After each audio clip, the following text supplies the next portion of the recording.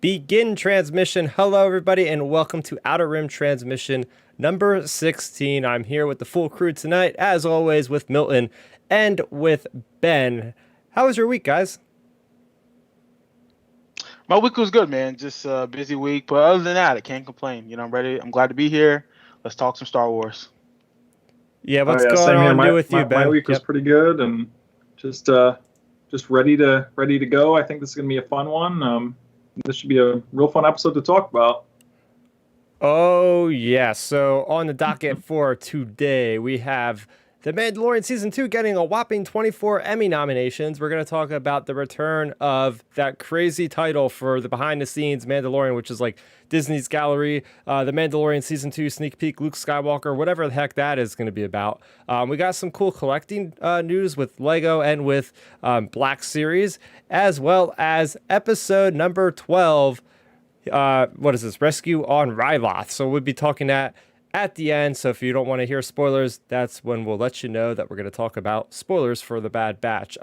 So there you have it. We're going to start off, as we always do every episode, with our week in Star Wars. I'm actually going to start this one off because it was like halfway through the week and I was telling you guys, or actually in the beginning of the week, and I was like, hey, I already got my my week in Star Wars little thing to share. And I'm actually wearing the t-shirt to this place. I went to a cool comic book store in New York City, downtown Nice. Manhattan. This was Forbidden Planet. I got this from my girlfriend. She was always going to the store, and I was like, all right, one of these days I'm going to, because she lives in New York, one of these days I'm going to go stop by that place. So really cool. I sent you guys a bunch of pictures. They had R2D2 right in the window. They had like a T2 Terminator, exoskeleton, whatever you want to call it, in the window. It was just fun walking into a place like that and then actually having like a full Star Wars wall of merchandise. Like it was crazy because I just seen that and my face just glowed. Like I was just like a kid in a candy shop. In fact, I had to buy one of them. I claim that I'm done collecting these darn things, but I had to go and buy another Luke Skywalker. Upside down. Another Luke Skywalker Oh, here. nice. I love the new Nice, that's packaging, awesome. but I love the new packaging they have these days. With the cool like side panel where you can have like the multiple collector items like side by side if you don't take them out of the box. You also have that little identifier of the color for the actual movie or series that it's in, and it's still got like really cool artwork on the back and a little description as always. So there you have it. If you guys are audio listeners, you're missing out. So go ahead and check out youtube.com/Starrapter to find this episode and watch us. There you go. There's my shameless plug for my own YouTube channel. So yeah, it was really fun walking in there. Of course, they had plenty of other things to check out, like back orders of issues after issues after issues. It's just a lot of cool collector's items in general. One of these days, I'm gonna take a trip to Midtown Comics, which is where I bought my Black Series Kane and Jarrus figure, and that's more in Times Square. So stay tuned because I'll probably be talking about that coming up pretty soon. So what about you guys? You have anything? Ben, I'm gonna let you go next, Ben. Oh, okay. Um, Nothing too exciting. Nothing exciting like getting some awesome items like you got, Chris.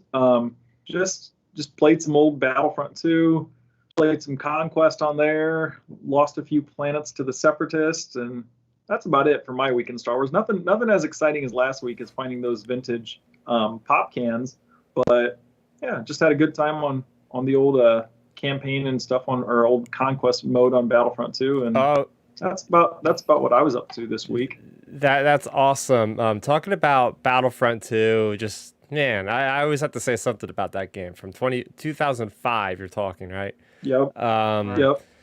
Spending countless hours, in my friend's loft. He has a trailer down the shore. We would be playing that like for hours to the point where his father was like practically kicking us out of the house. Like, you guys got to go and get some fresh air and exercise because you've been up there too long. Because we would be Oh yeah, well, stuck for oh yeah, hours. oh yeah. I can relate, man. Like me and my buddies had the same experience with that game when it first came out, and even just over the years, we've had just random points like that came out in 2005. I went to college in 2012 through 2016, and even then, I remember during that time span, one of my good friends, he was like, "Hey, let's just start Battlefront 2 over, and let's just let's just play some co-op and try to rank our classes up and try to like work our way up to general and everything. And on that game, it's pretty stinking hard because you have to like go on like 50 kill streaks and stuff, and get 1,000 kills total, and all this, and like a lot of the achievements you have to like with the basic clone blaster rifle, you have to get like 100 droid kills with it to unlock like the next version, and so on and so on and so on. And me and my buddies, we would just be like sometimes randomly just like, hey, let's just restart it and just work our way back up. Like let's play as the clones this time, or let's play as the Empire or the Rebels or the droids or whatever. Like, so that game, I always talk about it so much just because it's so immersive, because there's so many different things you can do in there. You can work on ranking your classes up, your weapons. You can play the conquest. You can play the campaign, the whole Rise of the Empire, all kinds of stuff. Oh yeah. And even if you just go to instant action on that game, anyways, you can go to the different planets like Tatooine or Hoth or Endor or whatever, and you can do the hunt mode, which is kind of like on the newer Battlefront game. But you can play as like Ewoks versus stormtroopers, and like it's hilarious because when you cycle through your weapons as an Ewok, you have a spear or a rock to throw. And then like the Wampas, you can play as them. Like they have like a bear hug attack or like an attack where they like pound on the ground basically. And like you have all kinds of things like that. You have Jawas with their like electric guns and everything. It's there's so many different game modes you can do on there, and it's always a blast. And hey, one cool thing about that game, which I'm not sure if even in the new Battlefront game has her in it, is they actually have Asajj Ventress in there. And she's in there, and there's a map in there on Renvar where it's her versus Kit Fisto as the two heroes. And when I only discovered that actually like 2 years ago, I was like, what in the world? They had Asajj and Kit Fisto on this map? Like, that's awesome. Yo, and that planet name, Renvar, is awesome because that is actually in that old Clone Wars game, which has the Republic gunship. We're going to put a pin on the Republic gunship. We're going to talk about that a lot later. But the Republic gunship on the cover, I had it on GameCube, and Renvar was a planet. It's like an ice planet. Was that how it was in Battlefront 2? Yep, it's basically a big ice planet where like you start on one side of the map, whether you're the clones or the other side of the map is the droids, and you can go through like the ice caves to get to the other side of the map. And pretty cool. Yep. But I remember in the Clone Wars game, I think it was on that planet where they had some kind of Jedi or Sith, like Ula Queldromo, or one of those guys was like frozen as a Sith or something on that planet. It was rather interesting, and I think Milton talked about the Clone Wars a couple episodes back, where it was like Anakin, you like see him get so much power or something like that. It's like, holy crap, this is like really bridging the gap. Yeah. Oh yeah, like that game was a blast. I recommend it to anybody. And hey, the one cool thing about that game is if you play the Rise of the Empire campaign, I'm pretty sure that's about one of the few game modes where you get to actually play as Anakin right after he chopped off Mace's hand and everything. You get to play as him and go into the temple as like Darth Vader, but not in the suit Darth Vader, and that's my favorite mission by far. Did that ever exist in the Revenge of the Sith 3 video game where you could play as Anakin like slaughtering Jedi? Yes. Yep, you can. Yeah. Oh, which I is still actually have, like a by the boss way. Jedi you face. Yeah.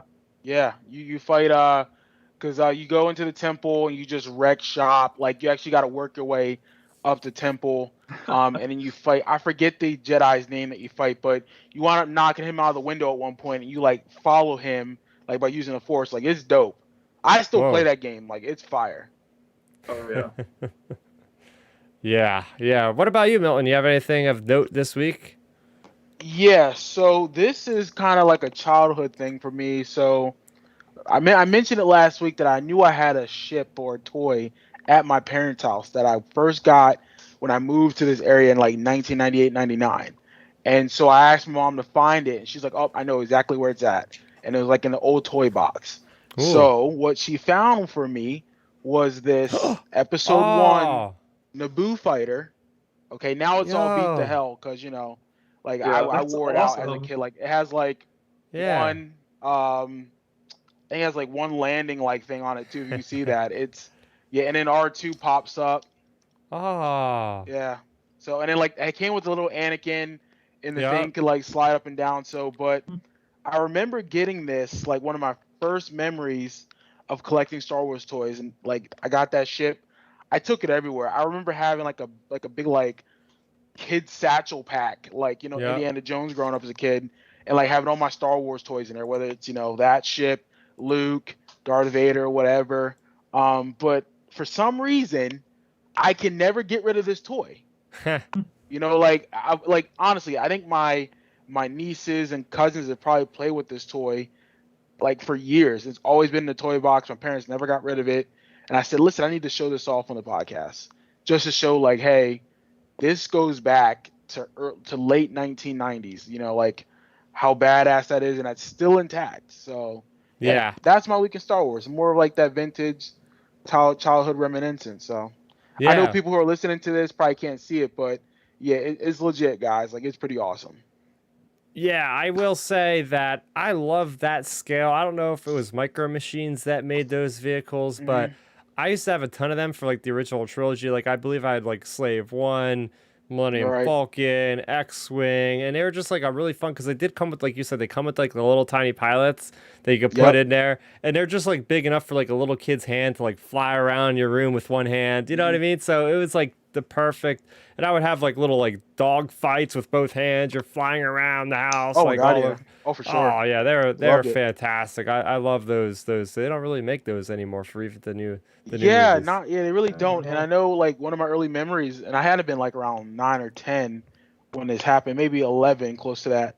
I just remember like always like taking these toys with me everywhere I went. I mean, Hmm. and we had a big 15 passenger van back in the day, and I remember just sitting in the back seat, just like on a trip, just playing like Star Wars with my toys, and like just playing with that ship or playing with an X-wing or whatever I had at the time. Like it's cool to think about that, knowing like, hey, that was good enough to appease me as a 10-year-old kid. Like my world was Star Yeah. Wars. Like that was my like I came up with different battle scenarios. Like I used to take my Luke Skywalker, put him in Yep. a cup of water and freeze him.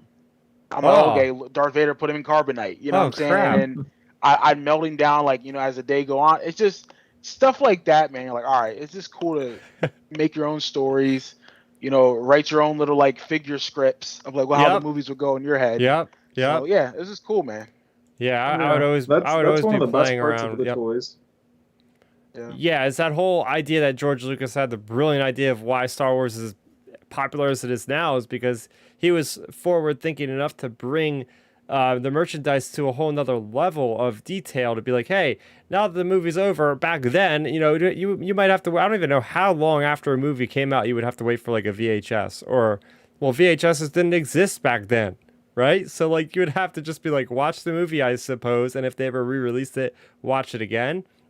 So those toys were a way to immortalize, like, and provide imagination for the kids, and we all did it. We all had those little like scenarios built up, like, oh yeah, Dash Rendar to the rescue, and and he's gonna beat up Dengar, and then Bosk is gonna come in with his one arm because apparently my dog Right. like chewed off Bosk's arm or something like that, which is hilarious because bringing it back to current events in this week's issue of War of the Bounty Hunters issue number 2, Boba Fett actually blows off Bosk's legs. Oh wow. Oh, that's crazy. Yeah, yeah, there was an awesome moment when Boba Fett is basically going to Jakara, which is this meeting ground for all the criminal syndicates, as we knew from last week. I guess I might as well go into a quick little summary here. Off the cuff kind of summary of War of the Bounty Hunters 2. Basically, Kira is throwing this party to auction off Han Solo. So you have all these invites that went out to everybody, from the Pike Syndicate to the Black Sun Syndicate to the Empire's even interested, and some other lesser gangs are all at this place called Jakara. They're meeting on the capital ship of Kira, which almost looks like Dryden Voss's ship, like a big luxury style, like vertical like type of ship from Solo. They're meeting all on there, and basically Boba Fett needs a way in. Boba Fett's like on the outskirts of the ship, finds these guys that are talking too loudly of, I bragging about, hey, I got the invitation. And they're like basically yelling it. So of course Boba Fett's like, I'm going to take that from you so I can get in. Of course, when he does that, that's when Boss shows up out of nowhere and is like, you're mine because there's a bounty on you, Boba Fett. And then he just like basically like fires his rocket pack, I believe, and just like takes out Bossk's legs. And That's great. he strings up Bosk to like some like rock and just leaves him for dead.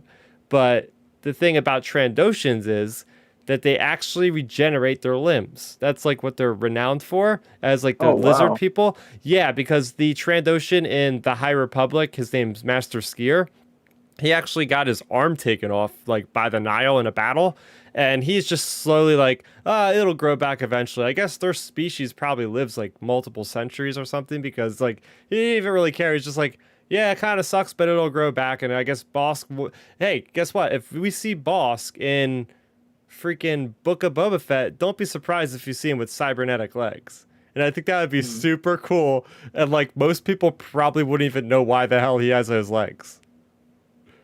That is And pretty sweet. that just leads me to believe and kind of like hope for whatever reason that they do have references to War of the Bounty Hunters in the Book of Boba Fett somehow. Like that would make me so happy to see that thing like collide with that show and really like have the details. I've been saying it. I've been saying it since we started talking about War of the Bounty Hunters.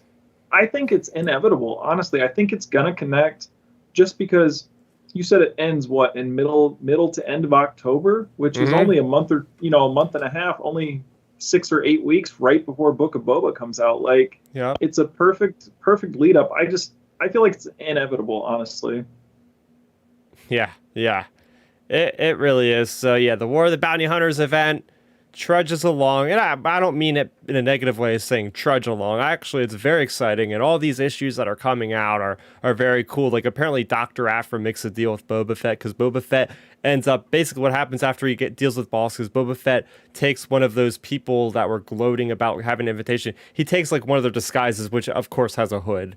So he's sneaking into the party without his armor, but he has a hood. And Dr. Aphra's like, hey, I noticed that Coruscant type voice from the old hollow recordings of the Battle of Coruscant. It sounds like a clone accent. Like, what the heck is a clone doing around here? And she doesn't know it's Boba Fett, but we know it's Boba Fett. And he's like, hey, cause a distraction when I tell you. And he gives her the communication device. And Kira's like auctioning off. And you have the Hutts going like, we'll pay for Solo for 100,000 credits. And then like the Pikes will be like 150. And then Jabba's like 1 million. So, and then they sell it to Jabba. And that's when Darth Vader shows up and is like, why are we even bartering for this guy? I'm going to just take him Right. and leave, because I'm going to use Han Solo and Carbonite as the perfect bait for Luke Skywalker to come back to me so I can kill him, because Darth Vader's like, I had enough of trying to get my son on the good side or on the bad side, whatever.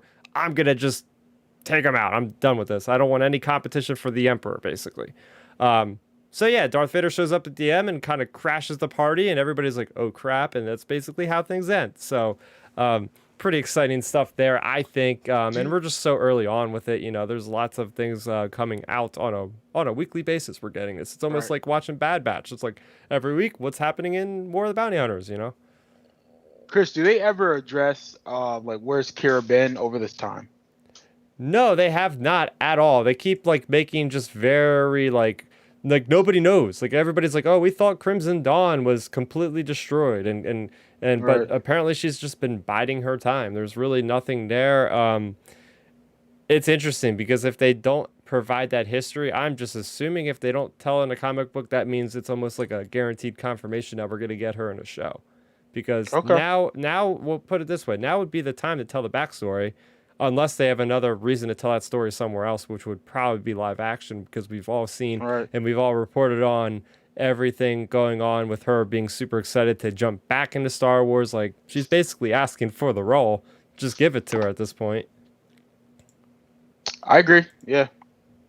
Oh yeah, I mean, hashtag make Solo 2 happen. Yeah, it's gonna, even if it isn't Solo Uh, 2, it'll happen in a series, I'm sure.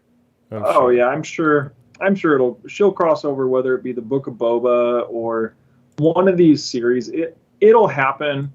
It just takes time. I mean, all these things take time. Like, look, the Boba show, we didn't really expect that coming out, or like the Ahsoka show. Just the popularity of the character is most likely what brought that show about in general. Mm-hmm. So, the popularity of Kira and Han, like maybe that'll spark a limited series of them, or who knows, maybe the Lando series.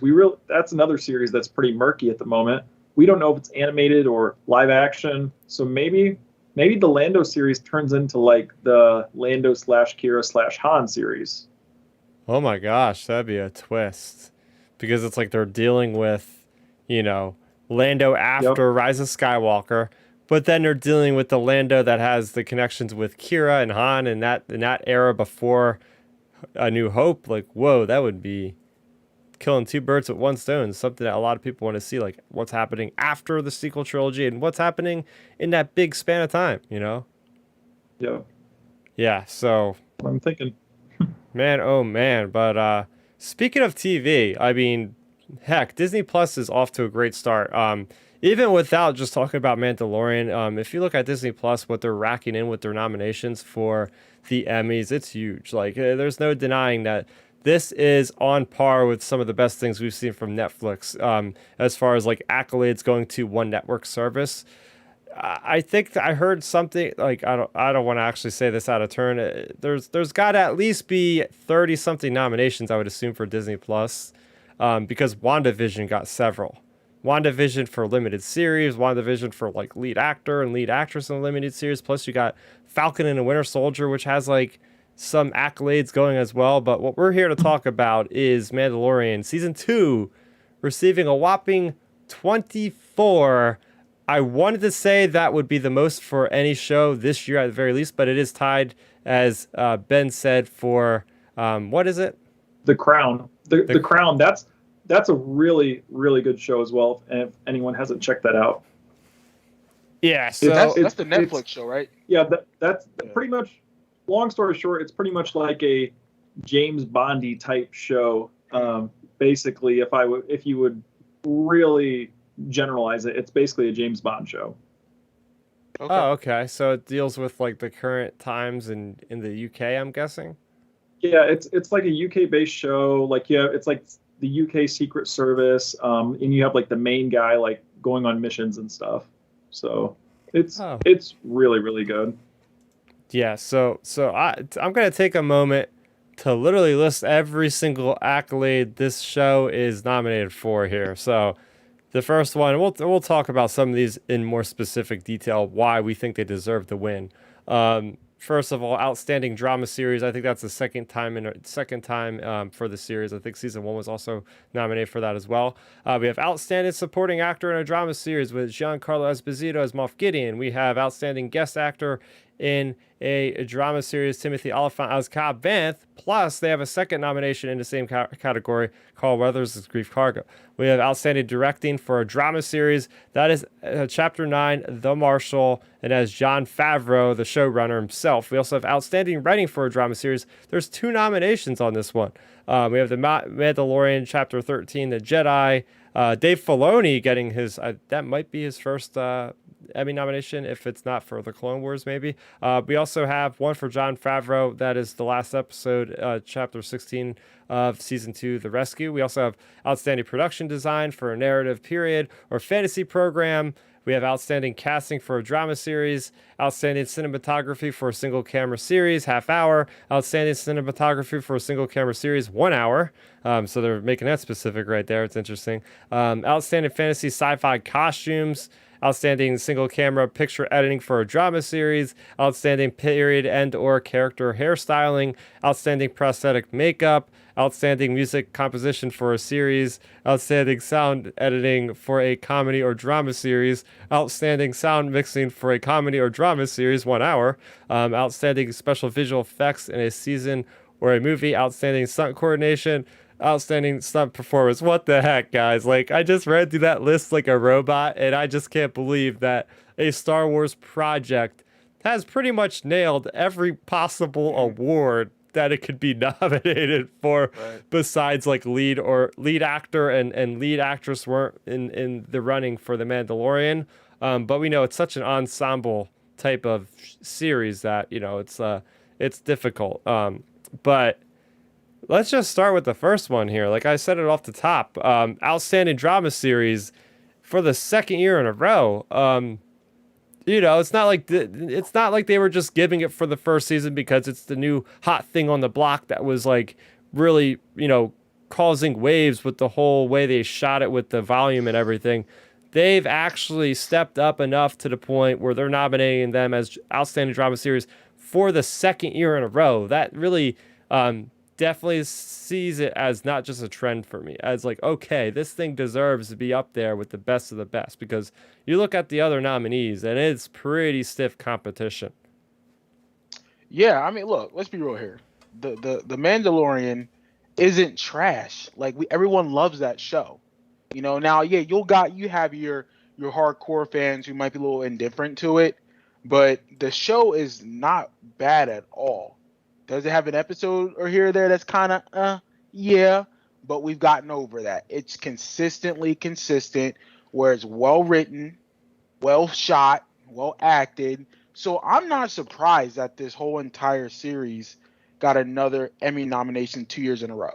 And now I know with Star Wars precedent, normally they don't win a lot of these awards, which I don't understand, especially for like visual effects. Like they should win every year, especially the prequels. That was how did the Matrix beat Phantom Menace till this day? I don't know at the Oscars, Yeah. but whatever.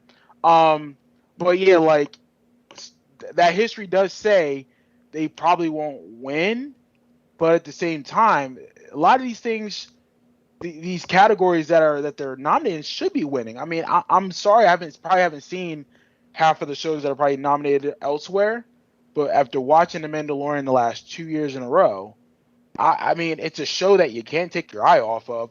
And what's funny is, and people always said this, it's a TV show, but it's shot like a film. So like the budget that they're using, the technology they're using is even new. So I'd be surprised if they don't get an award for the technology side of things, because like that'd be a travesty, in my opinion.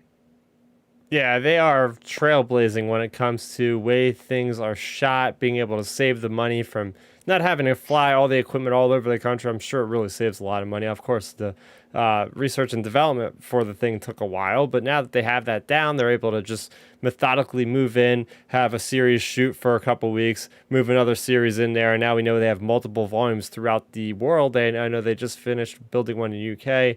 I think they said they have one in Australia, if I'm not mistaken, because now the Marvel Cinematic Universe is going to start utilizing that technology.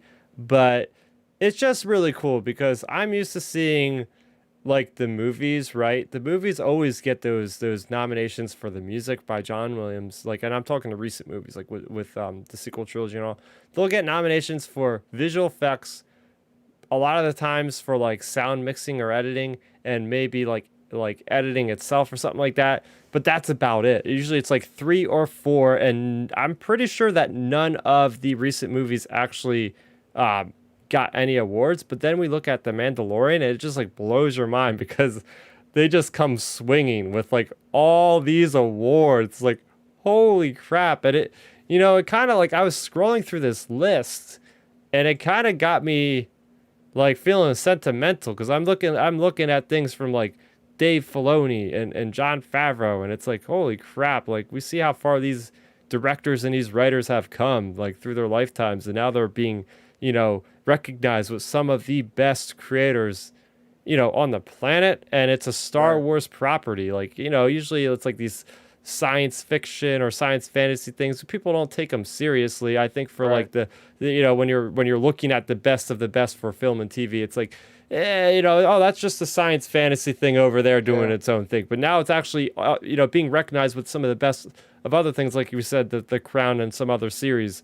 It just brings a lot of warmth to my heart as a Star Wars fan, being like, yeah, no, I actually enjoy this show, and it does well. It does push the genre and in the entire medium of TV as a whole.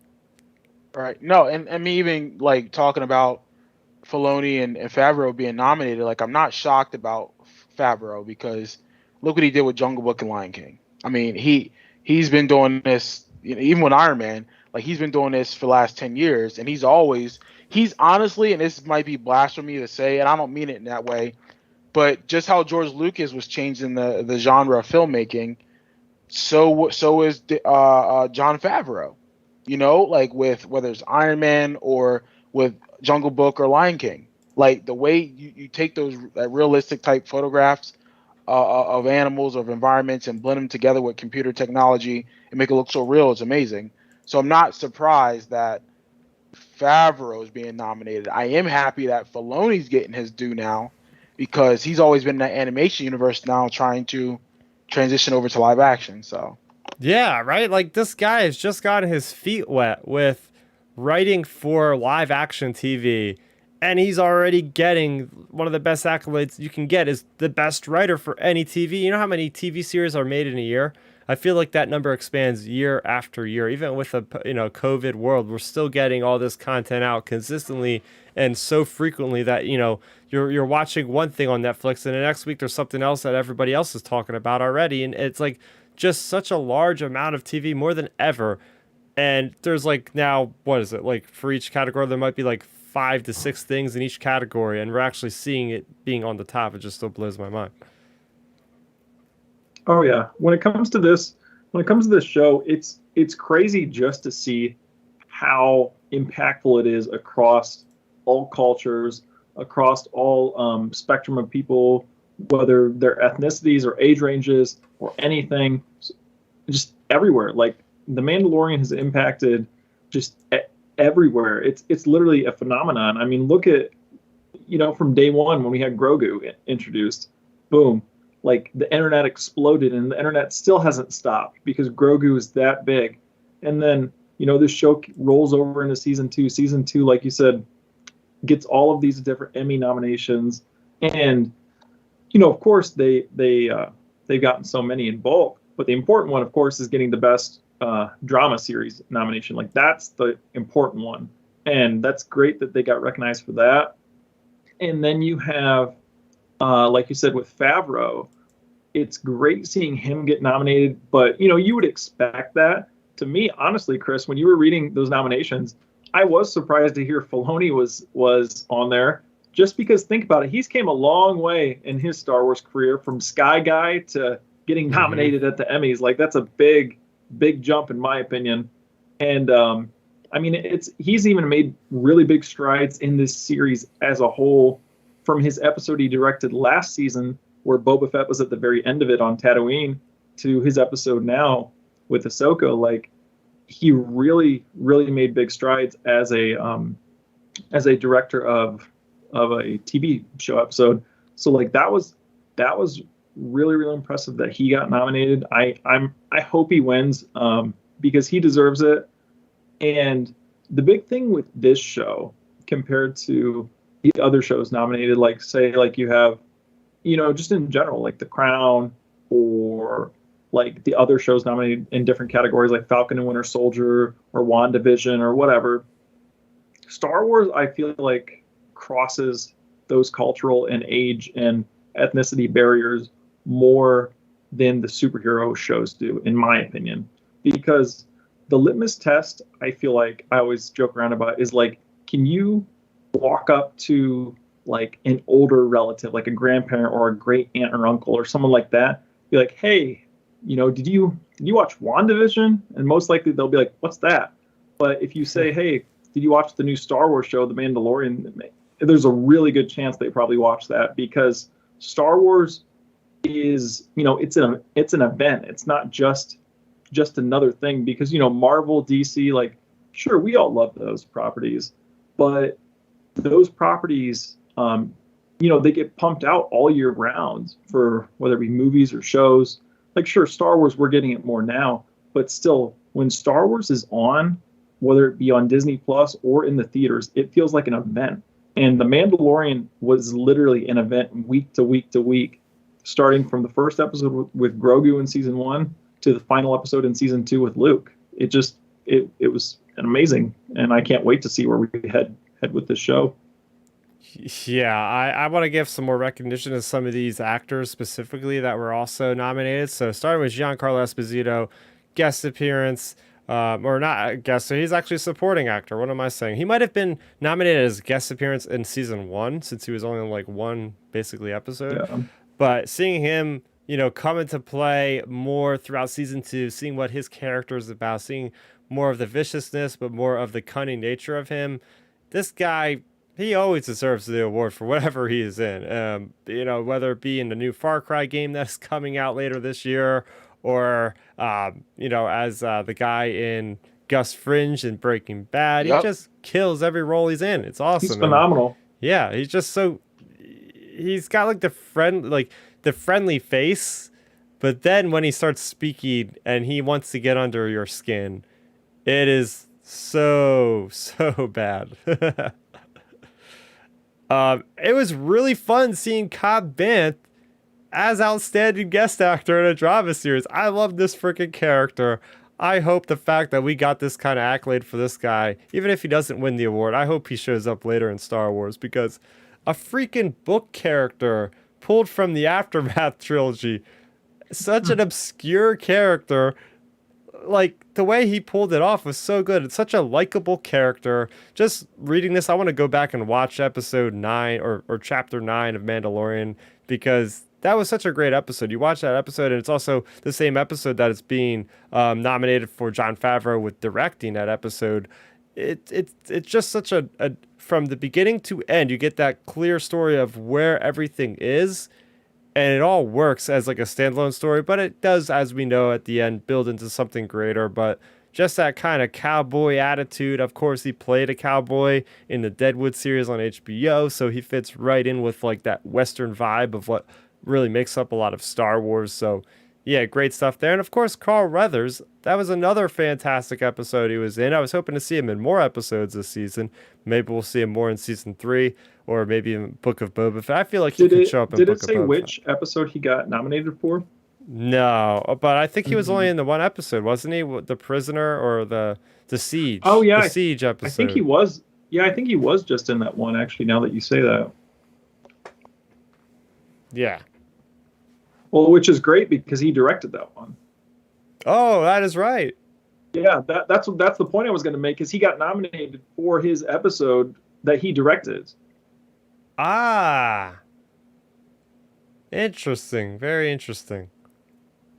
Yep. But yeah, just continuing to going through with this episode, yeah, the rescue, the Jedi, fantastic writing in those episodes, really seeing the mythos of Star Wars unfolding, whether it be Luke Skywalker showing up for that heroic ending, or seeing the first time a beloved animated character make the jump to live action, and just make it feel like she didn't miss a beat, make it feel like that transition was effortless. It just came off so well for me, at least.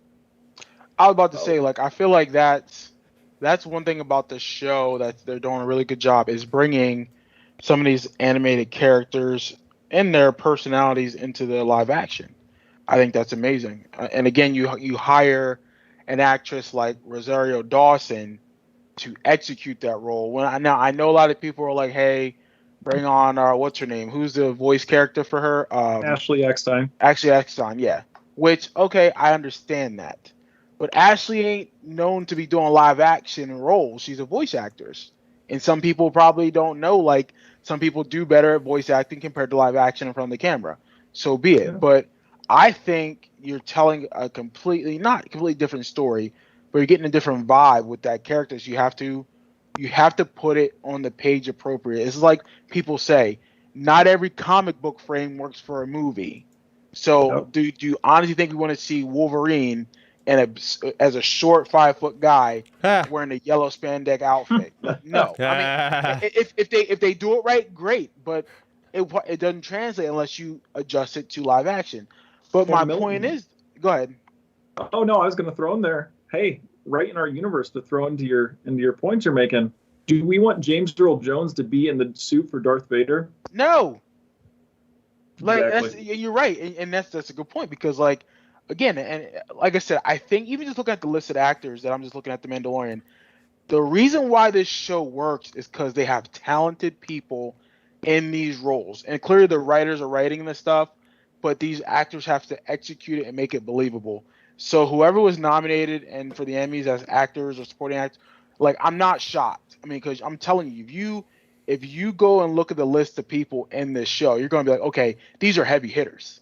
Whether it's in mainstream movies, TV shows they've done in the past, whether it's small series on like streaming platforms, like these are heavy hitters that know how to act and are very talented, and that Hollywood is seeking all the time. Oh yeah. Well, one thing about these nominations, I do have one complaint. I may sound greedy. We get 24 nominations for this show. Why in the world was what's his name, who plays Mayfeld? Why was he not nominated for that episode, the 7th episode where he Bill Burr. Yeah, Bill Burr. Why was Yeah, Bill I was Burr about to say, like, not Bill Burr killed that. nominated? Yeah. What?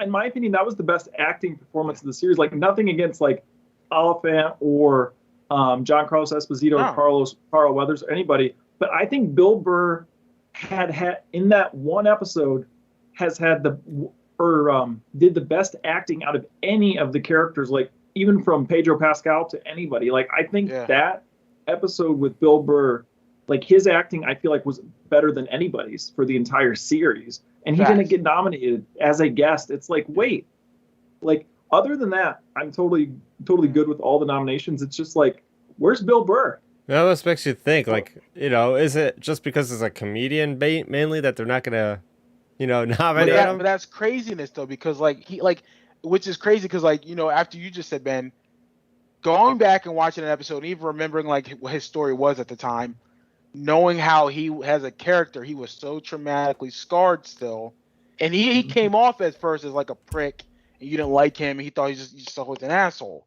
But as you got his character development going, you're like, oh, this guy was in the war. This guy lost brothers and sisters. He feels a certain way. He actually is more than what he appears to be. And you're right. The way he portrayed himself in that scene when they're trying to escape or get the codes, whatever they're trying to do, was amazing. Like, and right, Bill Burr is a comedian, but what's funny is a lot of comedians know how to get to a dark place in acting. Like, some of the best drama roles that we've seen and performances in Hollywood have come from comedians because they know how to go in and get that dark stuff to come out and them to get to that place.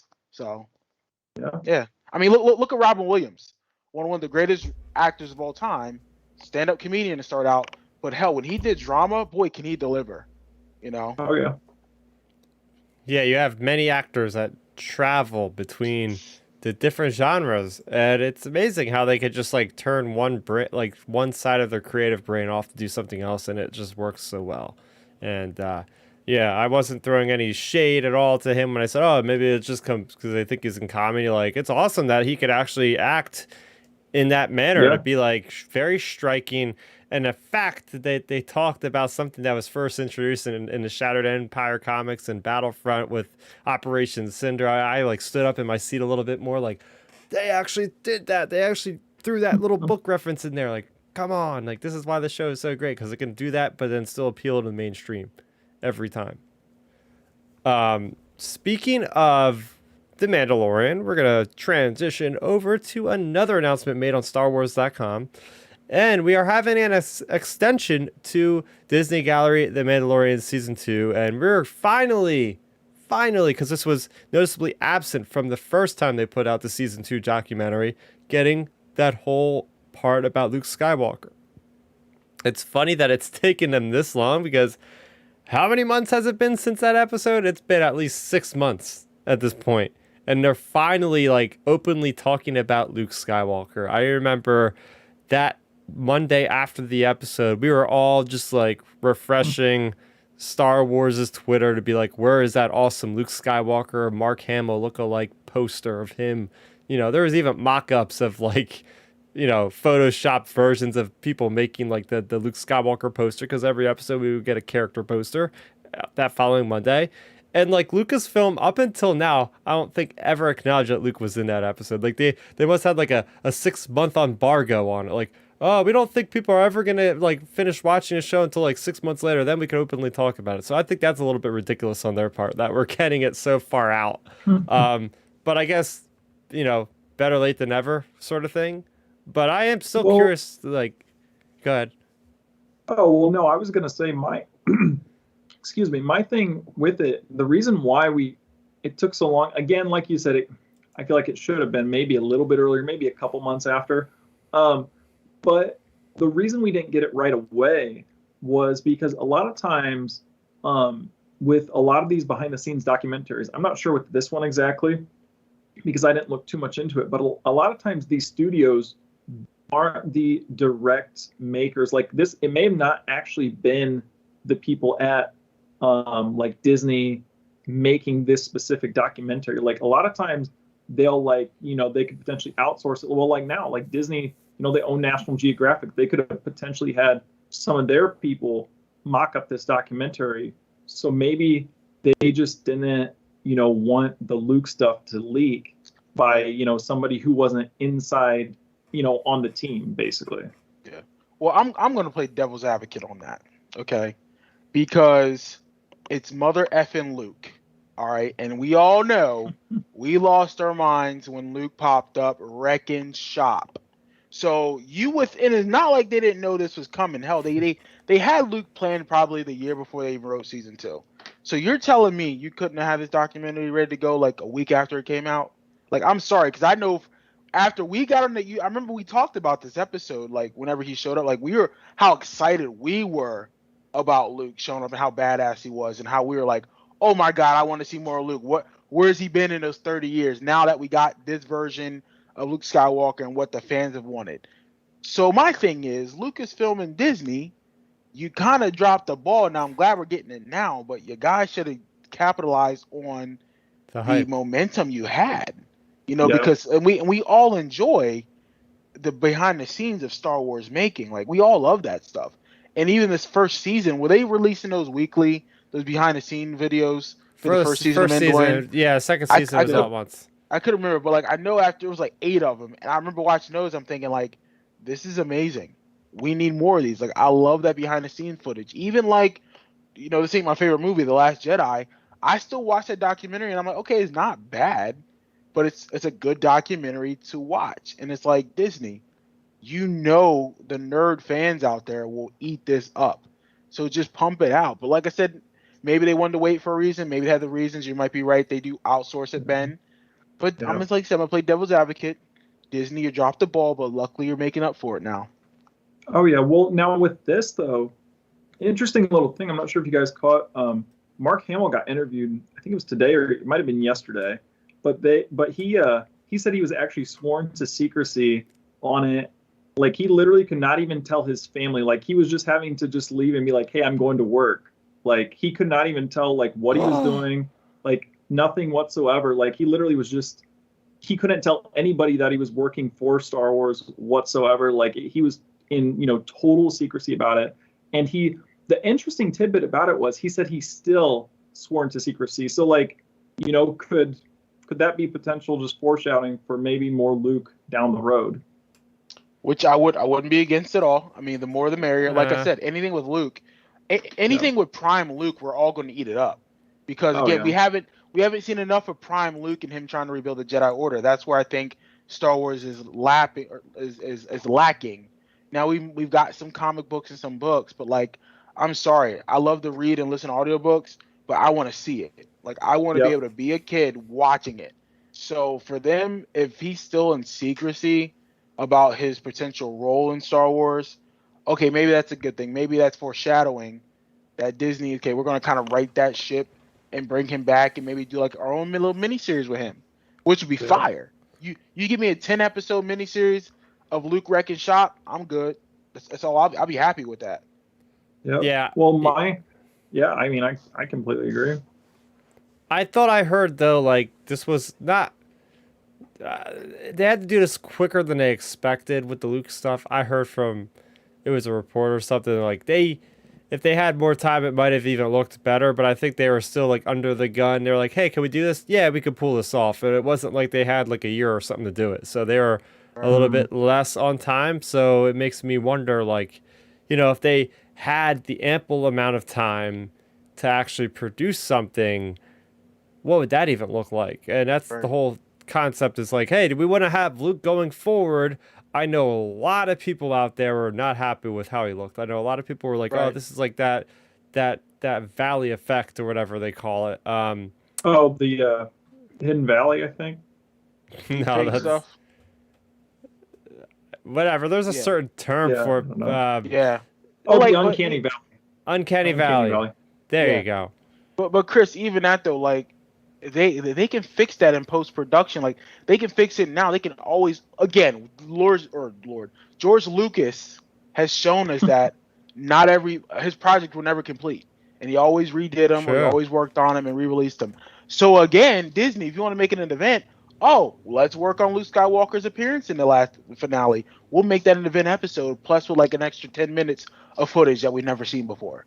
Well, Milton, hire they've hire me, they, Lucasfilm, because I can hook you up with what you need to put in there. Because again, they got the money and the resources to edit it up, make it look better, and re-release it on the Disney Plus platform, like which we fire. Again, Lucas has shown and mapped that out, and everyone accepted it. Everybody was buying these special editions back in 97, 98. Everybody bought the special edition for the or the re-release for the sequel, not sequel trilogy, the prequels. You know what I'm saying? And they bought the other disc. They kept buying them. We're gonna buy this stuff. We're gonna eat it up.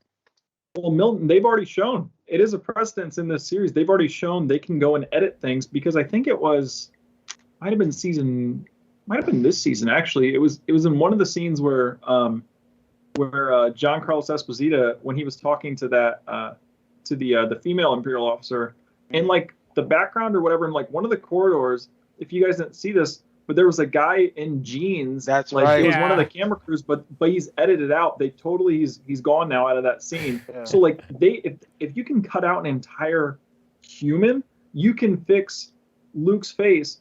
But also like my thing with Luke's face, it's like, hey, like I was never one to complain about it because it's I like didn't care. I can look the other way on it for one episode because it's one episode. But for me, if we do a Luke series, you have to recast, in my opinion, like have Sebastian Stan or someone like that, like, Yeah. potentially play Luke, because it would get kind of weird with the whole Uncanny Valley thing when if you do an entire series like that. Right. Which I agree on that, Ben. Like, or yeah, we always agreed on that. Whether it's Sebastian Stan or who, I'm sure there's a Mark Hamill lookalike out there in the world that they can track down via through their casting agencies, right? But like, Yep. yeah, I'd rather have a live action person playing the role and talking about that story. But again, whether it's the one episode, I can overlook it because again, Yep. my 10-year-old self was like, don't care what he looks like. That's Luke Skywalker wrecking shop and saving everybody.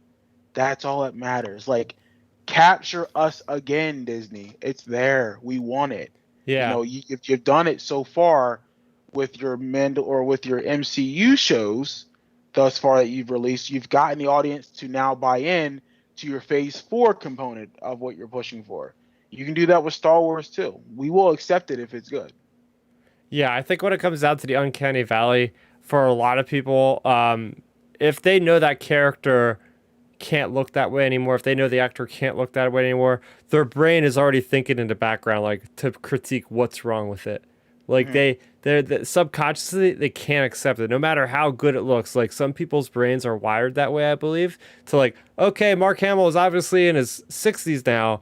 Why am I looking at a 30-year-old Mark Hamill and what's wrong with it? And their brain will go and pinpoint, oh, his eyes don't look like as watery or something, or his mouth isn't moving quite the way it should. And I feel like no matter what, people are always going to have something negative to say, and that's why I don't let it bother me, because I know it's not him, but I can just bask in the glory. I can bask in that fan feeling of just going absolute crazy because my freaking childhood hero is on the screen again.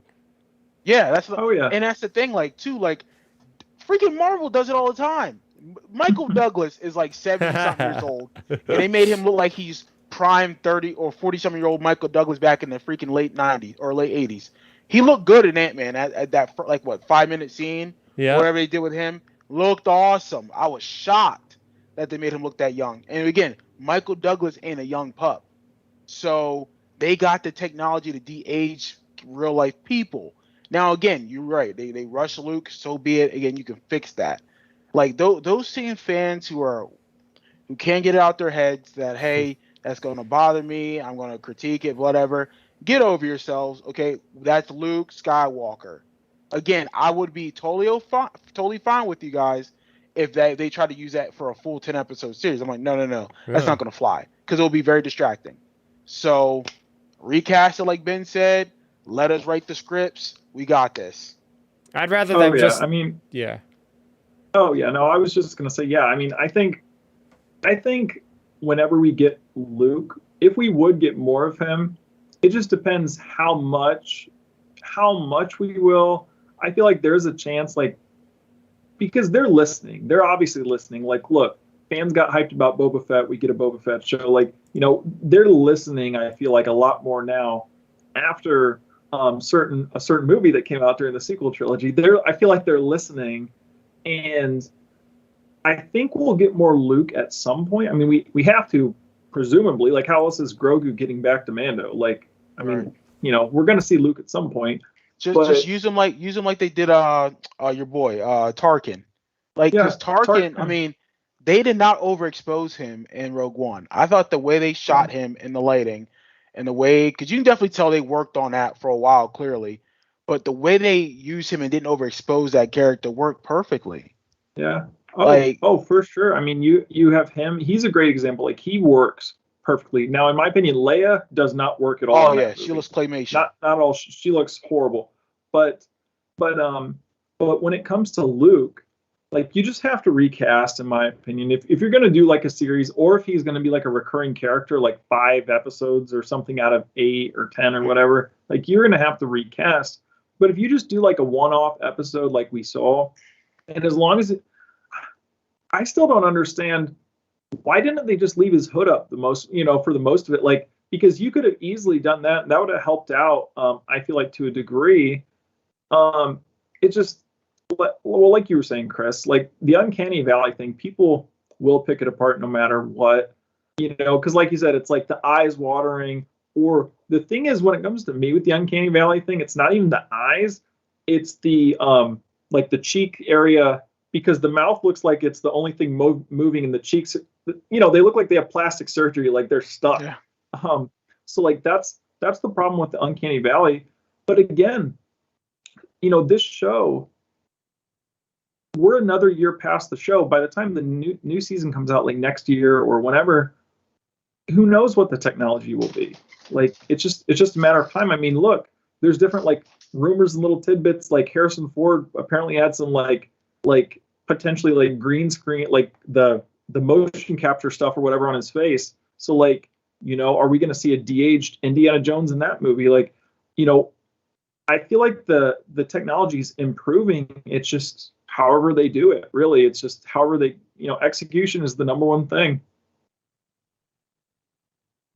Oh yeah, and for me, real quick, if we were gonna have a Luke Skywalker series, just give it to me in animated form. Have Mark Hamill do the voice. Then that would solve all the issues. You wouldn't have anybody complaining about, oh, this doesn't look good, or they should have kept the CGI instead of having to stand in Luke with Sebastian Stan or something like that. Just do it animated and just get over with.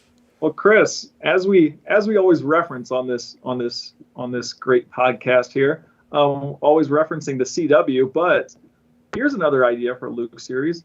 Why not just do a Luke series like something, have it be partially in the present day, have it be Mark Hamill and Adam Driver as Kylo Ren, young Kylo, and then have him like basically telling old tales to Kylo, like flashing back, and then you could help cover that up a little bit, like, and then you get Mark Hamill, and then you get a young Luke. Yeah, I'll be for it. That would be interesting. Yeah. Very and then interesting. that'd solve all the Kylo Ren lovers too. Who love Kylo. Yeah, so we got some more collecting news. I feel like we've been getting that a lot lately. It's like every week, every other week, we're getting some big info on what's coming up next. Starting out, this one, both of these actually came out earlier today. We have from Lego, the Ultimate Collector Series Republic Gunship is revealed. And this is a big ship. I think it has like 3,000 pieces or something like that. I do believe the fans voted for this. It is like full scale, like it is massive. This thing is like, I think it's got like a wingspan of like 2.5 feet or something like that. It's like 1 foot tall. They have a video for it you can find, but it's interesting because it only comes with a Mace Windu minifig as well as like a Clone Commander minifig. And me and Ben were talking about this earlier today. It's like, what the heck? I pay like several $100s for this thing, and it only comes with 2 minifigs, even though there's like seats for gunners and pilot seats and all. I think that's a little underwhelming because then what am I supposed to do? Go out and buy like multiple sets for Legos? And Lego's like, yep, you are, because we'll make more money off of you for doing that. So I just thought it was interesting. It's the Ultimate Collector Series, but it's incomplete in a way. Yeah, I thought that was a big, like, we may critique Star Wars here and there, but man, I thought that was a big misstep by Star Wars and Lego to even. Why would you have 2 minifigures and really why would you have Mace Windu and a clone? Like, why not have it be Anakin and Obi-Wan? And in my opinion, if we're gonna put a few minifigures on there, have Anakin, Obi-Wan, Padme, have like a pilot clone, a gunner clone, and then the clone trooper who falls off with Padme. Like, do that. Don't, or even just have Yoda with like 5 clones, so you can like recreate the whole Geonosis arena scene. Like, but having Mace Windu and the clone, it's just like, well, this is really underwhelming. I guess when you're flying your ship, when the clone's flying, I guess no one else is going to be piloting the gun, so hopefully they don't get shot down. So it's just like, I don't know. I thought it was really underwhelming because when you first sent it to us, I honestly thought it was going to be multiple, like a lot of minifigures like that, and then it's like, oh, it's just Mace and the clone trooper. Yeah. What's the last Lego set that you got, Milton? Do you collect Legos at all? Have you built them in the past? Oh my goodness, Star Wars related when it comes to Legos, not many. I'll be honest with you. I think I lack in that. I used to collect the Alien Lego ones back in the day. Remember those? They had like a new different like Lego Alien one come out like every like month or something. But I know my little nephew growing up, he does do like the Star Wars Lego. So I actually bought him, I think it was like a couple months ago, this toy thing I go to once a month. This guy sells like all the Clone Trooper Legos. Like he has hundreds of them. And I buy like 5 of them for my little nephew, and he like puts them in on ships. So he likes to, and I think the most recent one he had was like an Imperial Walker. Now that I think about it. So yeah, he collects those. I don't really get into them. If I do, it's going to take me forever to put them together because I want to get the big like Death Star or Star Destroyer one, and then I need to find a place to display it. But no, never been a big fan of the Lego. Not a big fan, but never been a big collector of the Lego Star Wars. But I would like to. I played the games clearly before; they're actually not bad. Again, it just takes time and dedication, and I would want to get a big one if I had to go all out. Honestly. Yeah. I remember back in the day with my one buddy, his name's also Chris, so I would go over to his house, and I don't know if you can even buy this thing, but it was literally like a 3-foot long Imperial Star Destroyer. Granted, I was really small back then, so it might have seemed like 3 feet compared to me, whether or not it actually is, but like this thing was like my arm's length. Like it was huge. And he had it up on like top of a dresser, like the one like kind of looking like behind me, like out of the way, but it was gigantic. I remember it took him like months. He had this thing on like the kitchen table, just building this thing. It was incredible what you can make out of Legos. But going back to some of the recent Legos, like I think one of the Millennium Falcons that came out recently had like 8 or 10 minifigs, which is why I brought up the complaint of why this only has 2, because I know they've in the past have included more than 2 figures. And especially when the thing actually has seats designed for additional minifigs, it just seems like a little bit underwhelming and a lost cause unless they expect people to like go to the flea markets and the Comic Cons and go to those Lego vendors and just buy like, the ones that are like $3 each from these people, I guess, Yeah. to like build an army of them or something like Yeah, that. Oh yeah. I'm actually looking on Amazon right now at the Star Wars like Legos, and the big Lego Super Imperial Super Star Destroyer. It's 3,000 pieces, 3,152. Guess how much it costs off of Amazon? Probably 500. Oh god, oh no, it's $2,000. Holy Holy wow! crap. Yeah, this is for a Holy. 3,000 piece Super Star Destroyer, So Oh, you're and it paying. comes with Darth Vader, Bosk, Oh, so you own Admiral. the. Oh, Yeah, that's cool. The Empire Admiral Strikes Back. Piet, um, IG-88, and like another like person. So, yeah. oh, Nice. That's awesome. Yeah. See now, like me. On the other hand, I was definitely the Lego kid. Um, I had virtually every Star Wars Lego set released from the mid '90s until Revenge of the Sith. Like I literally oh had my everything. gosh.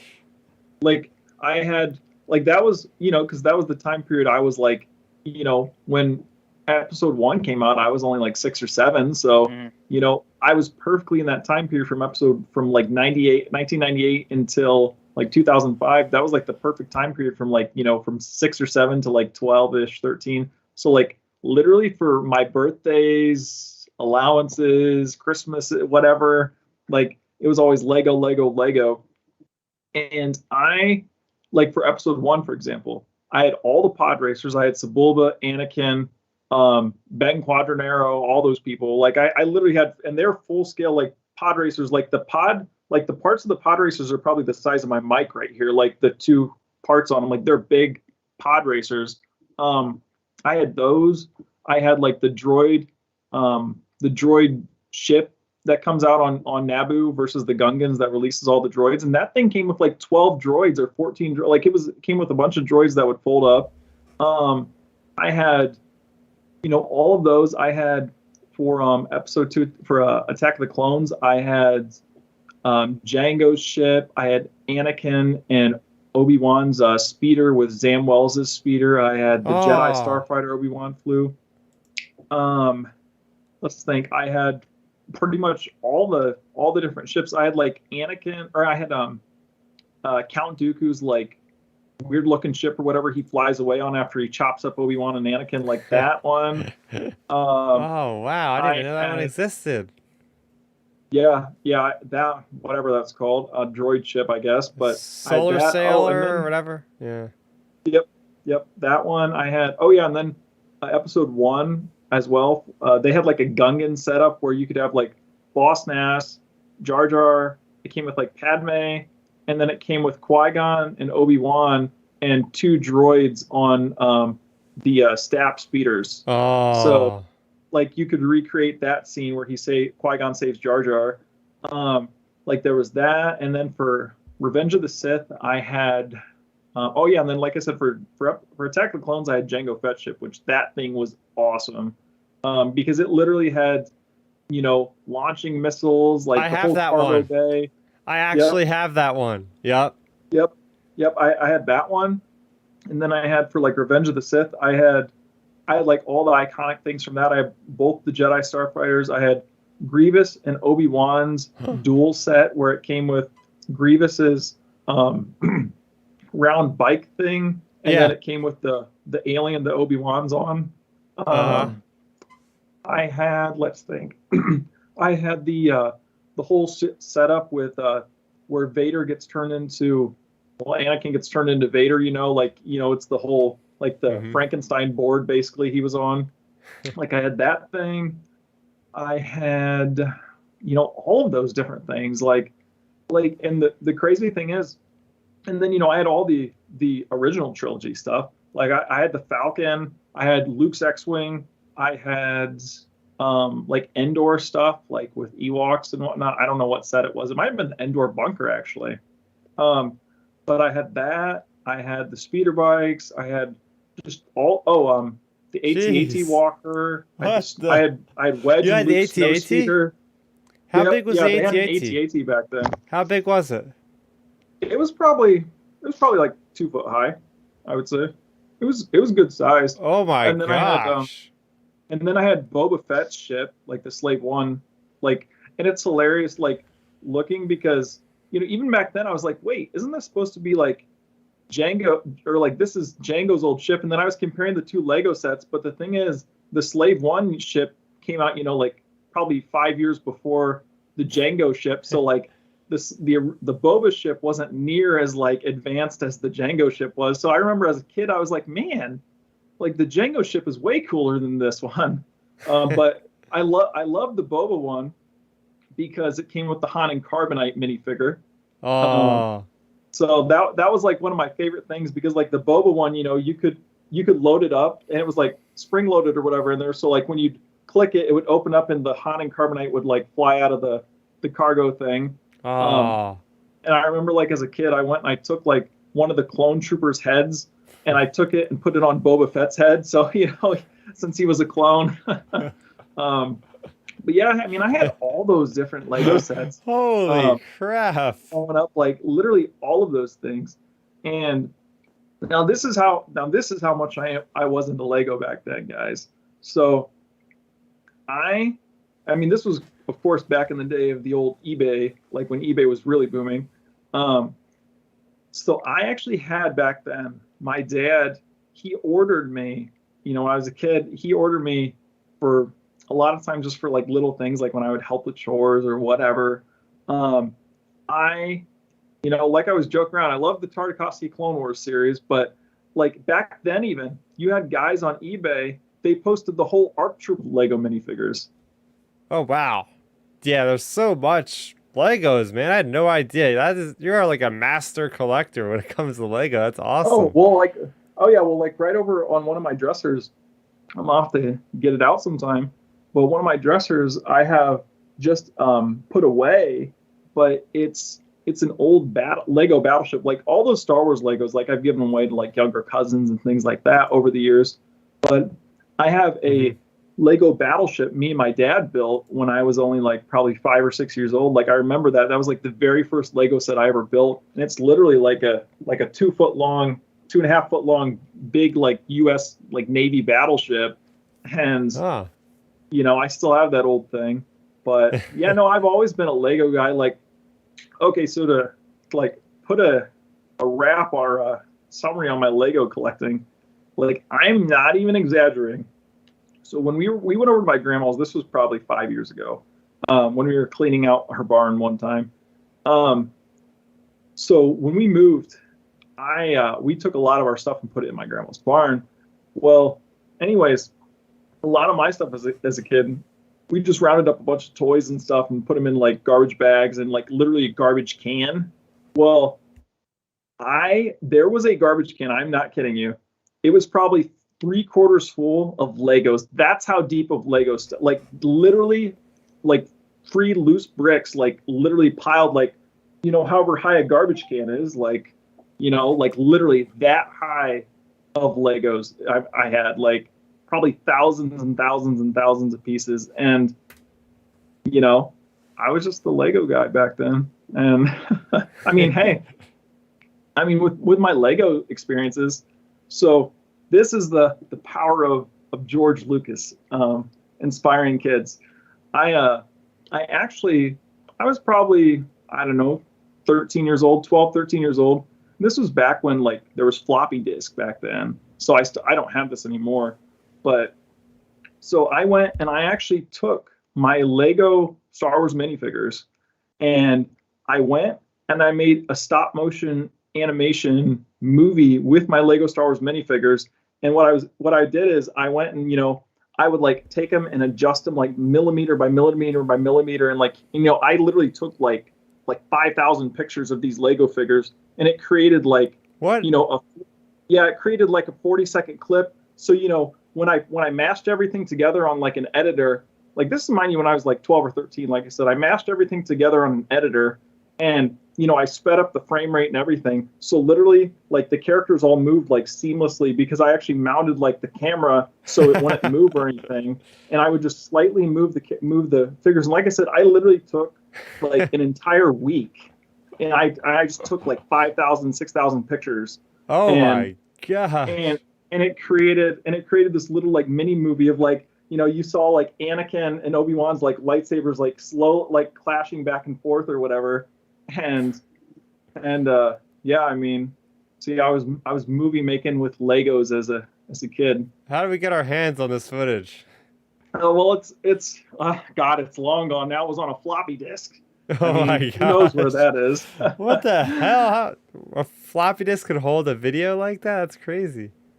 I mean, I guess so. That's what I stored it on back then. But yeah, so just fun little story time. I was making movies at 13 out of Legos.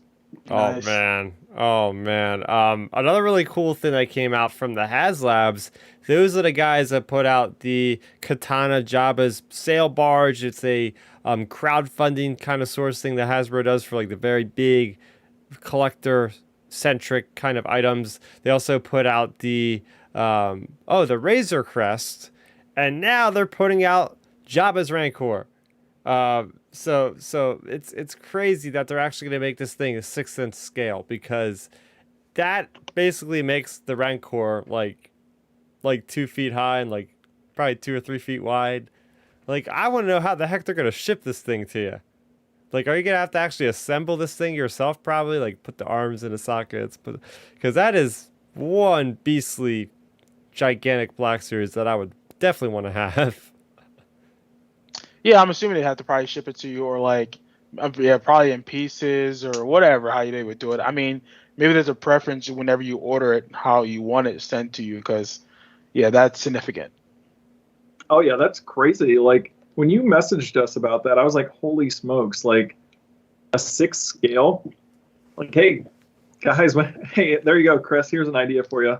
When you get a house and stuff someday, on both sides of your garden, you can have like 2 Rancors sitting on each side, like, because they'll be like 2 foot high or something, like gargoyle I statues. know. Oh my gosh, that'd be so sick. Don't give me these ideas. Oh man, but you have to get them now, because they're not going to be just on shelves, because they only make however many they need to make to give to the people, and there's Limited. definitely a cutoff thing. But the last time they had the HasLab Razor Crest, they end up having like tiers.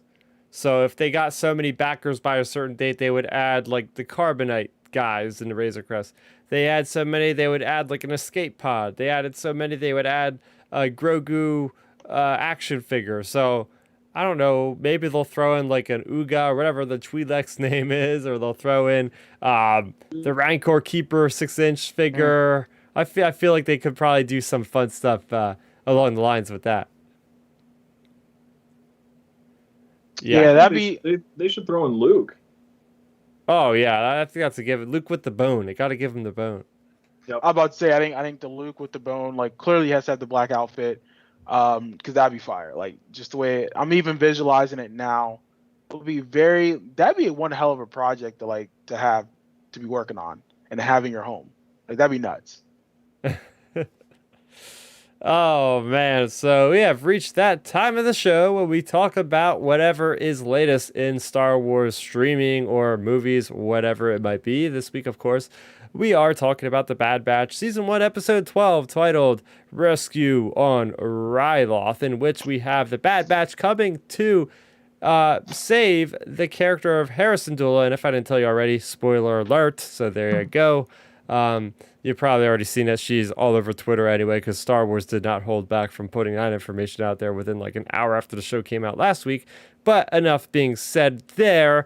We do have the Bad Batch going into rescuing them. Of course, we have a little bit of a clone kind of disagreement where we have Captain Hauser standing up for himself and his men and trying his best to support Champ Syndulla and the Twi'lek resistance to getting off the planet. And of course, we get them off the planet, and everybody goes their ways. We have Hera flying her ships. We have a bunch of stuff going down involving the characters of both Omega and Hunter. So there you go. I'll throw it over to Milton. What'd you think of this episode? I know you just watched it like a couple hours ago. Yeah, I thought it was this okay episode. It wasn't like it didn't overwhelm me. It didn't underwhelm me. It just was an okay episode. I know that's kind of weird. That's weird to say, but that's probably not the answer people want to hear. But I enjoyed it. I didn't dislike it. I knew it served a purpose. Because again, the Bad Batch will come to heads with Crosshair again. Like we know that's coming. That's how it ended. He's going to go hunt them down. So overall, the episode was solid. It wasn't horrible. Again, I think, and when I saw you guys' messages this week or today about how you felt about the episode, I do think like they need to start pushing it further. Like, okay, what's the ultimate goal of this like upcoming season? Like, what are they trying to prove here? What's the ultimate, conclusion that this team is going to finally finalize, go through? Because no one's really died yet. No one's really been in like crazy danger except for Omega at one point. So something has to happen. There's 3 episodes left, I think, or something like that. 4. Maybe four. So like, I don't know. I feel like they're setting us up for something significant, something that we're not going to predict. So again, it wasn't a terrible episode. It wasn't my favorite episode. It just served its purpose. It's probably the best way I can put it. Yeah, I'm right there with you, Milton. I watched this episode. I actually like the previous episode more. I'll just say that right off the bat. Mm-hmm. I guess it just likens it to how much I love the character of Hera and just the Rebel Mm-hmm. storyline. I'm really getting more of that. And now, of course, the Bad Batch is in there. I'm like, oh, I didn't like it as much. So what does that tell you? I just feel like the Bad Batch, they need something else going for them, man. Yeah.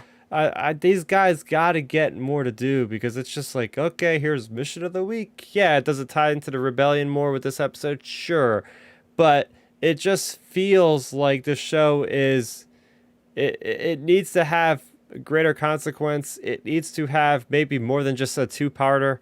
And my big question, and I'll throw it to you guys, is this is my point, basically. I think this show really needs to have like 40-minute episodes. I don't Yeah, care. 100%. I was just thinking yeah. that, like, legit when I watch that, because I always go down when I put on the episode. First thing I look at is how long the episode is.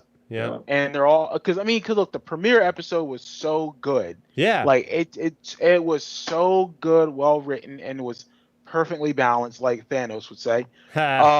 So like, to me, these last 4 episodes, we need more substance, which means more minutes. So if the last 2 or 3 episodes are 45 minutes apiece, so be it. Meaning that there will be something that will happen. It will be impactful. And honestly, for some weird reason, my thought was, man, maybe Darth Vader should show up.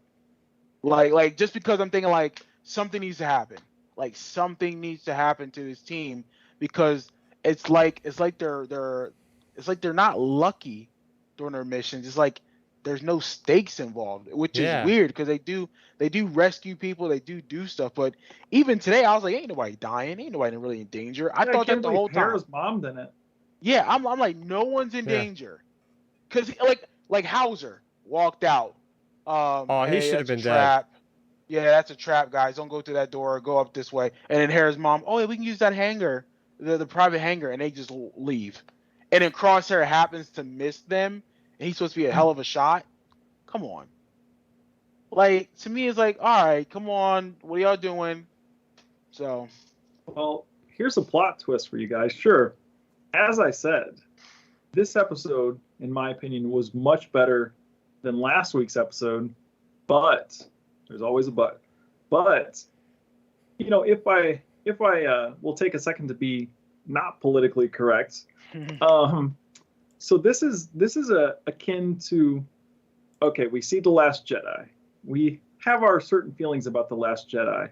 Then we go and see episode 9, Rise of Skywalker, and we're like, oh, this is so much better, blah, blah, blah. And then you look back on it and you're like, was it?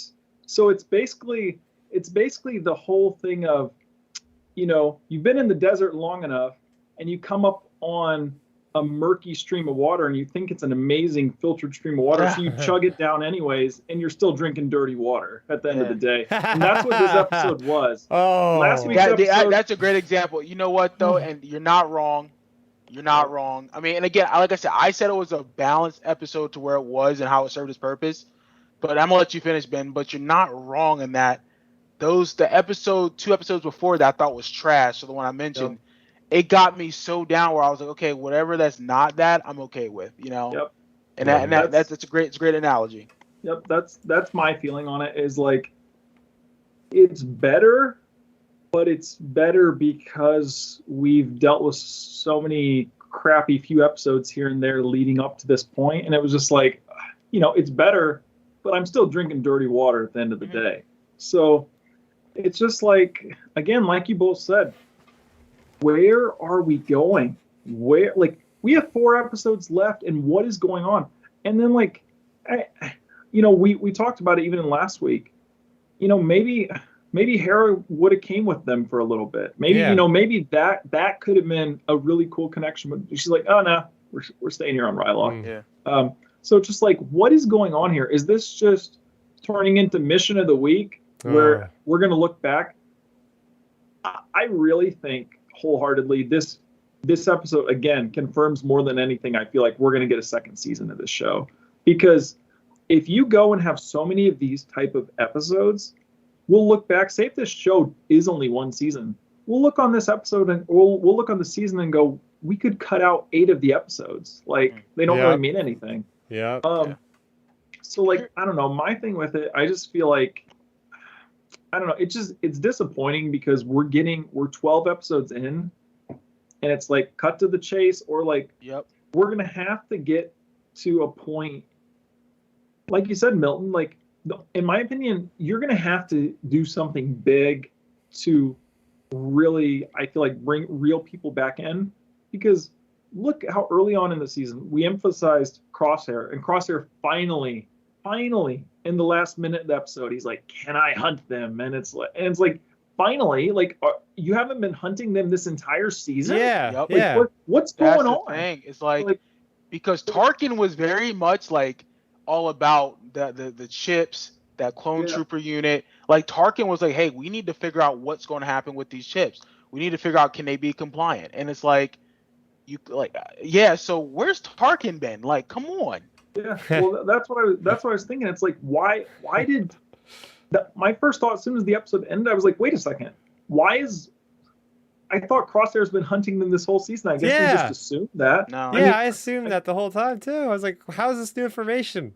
Like, they're building up this like end credit scene or whatever. They'd be like, this is this amazing reveal, and it's like, wait, didn't we already know that? Yeah. Here's what's funny though. And then on. No, go ahead, Ben. You're good. Oh, I was going to throw out there real quick for your point, Milton, but I was going to throw out there, what about the other storyline? What's the Kaminoans backup plan? I was just about to say that.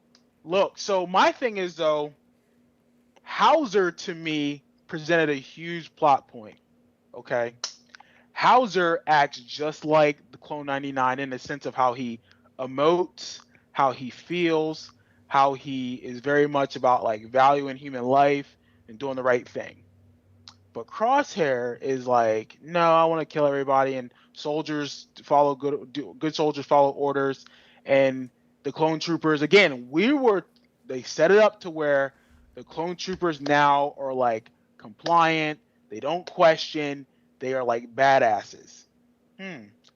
What's changed?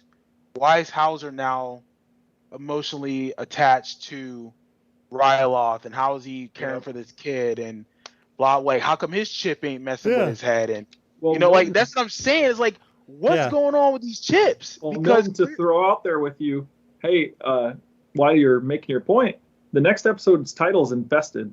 Yeah. True. And here's my thing. Infested or infected? I think it's infested, like bugs, and I'm pretty sure it's infested. I think. We're gonna have another hopefully when we watch it next week, they clarify that. But my hope was to, even watching the episode, whenever Hauser told him, hey, don't go to that door, it's a trap, blah blah blah, and they're walking out, and then I think his Hunter looks back at Hauser. I was thinking, oh, he's going to tell him, hey, there's the chip in your head. You need to like do what you need to do to take care of it. Like tell our brothers, because he even said like I'm gonna stay with my troop. I'm not going to abandon. I'm gonna make them like see my viewpoint. I was hoping that Hunter say, hey, get the chips out. Like that's how Yeah. you start like getting other clones on like their side. That would have been a good like plot point to push. But I'm thinking like you say nothing. You just say, "Oh, I'm gonna make them see that we're doing the wrong thing." How? How are you seeing that when clearly you're supposed to be controlled? Don't you forget execute Order 66, and then all of a sudden they all snap into something. Well, Yes, my lord. Yeah, I'm saying like here's the that's what I'm point. talking. Yeah, here's my point. I don't know if his chip ever went off because it seems like everybody's chip that goes off is the ones that start acting crazy, right? Yes. So maybe his chip never went off because last we seen on Clone Wars, there wasn't really any Jedi that were stationed there, I don't believe. So maybe Even their that, chips though. never even went off. True, but even that though, Chris, you're telling me that none of the troopers heard of Order 66 at all at this point. But like Well- no one's mentioned it. No one's like everyone knows about the Jedi Purge, which is Order 66. Well, Milton as well. Sorry, Chris. We don't want to gang up on you here, but even I think though there is a precedence for that. His chip should have went off because look, when they had Wrecker strapped down on the table, Wrecker was ready to kill Hunter and the gang for being defiant clones. So shouldn't have Hauser's chip went off seeing Hunter and the gang being defiant clone troopers? Like, Hey, no, seriously. If you even hear Clone Trooper Force 99, you're thinking like, oh wait, something's gonna trigger. They're betrayed. They're traitors. There's treason. They're traitors, yeah. Because they all mentioned treason's a big word in Star Wars.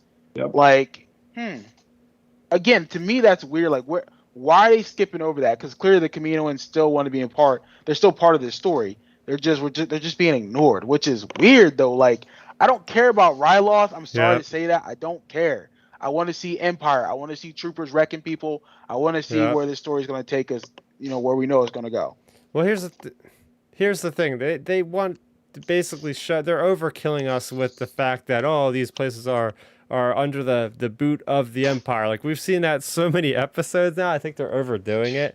That they keep saying like, oh, look at Pantora, or oh, look at the second episode with the cut and run episode. Look at this planet. Mm-hmm.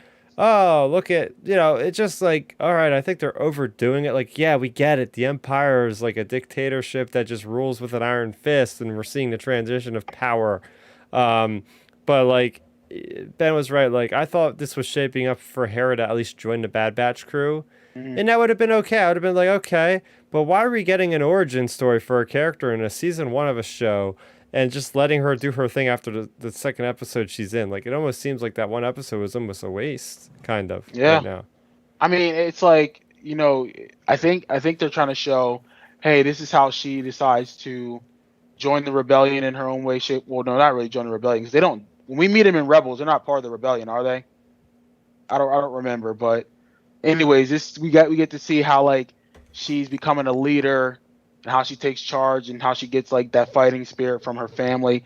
Fine, I can accept that in the first episode or two, but then it's like, come on, dude. Like we all know Hera's not a main player in this show. Like, so it's like, okay, show her and Chopper. Okay, we got that nostalgia. Move on. Again, because at this point I'm thinking, just give me Darth Vader, even though we don't need him. I need something to happen. I seriously, like, that's terrible to say. You don't need him, but I'm like, at this point, just bring him in, or at least bring in like Krennic or somebody. You know what I'm saying? Like, what if maybe since Omega emphasized so much to Hera about the clones being her brothers now, which I thought that was a pretty cool, scene.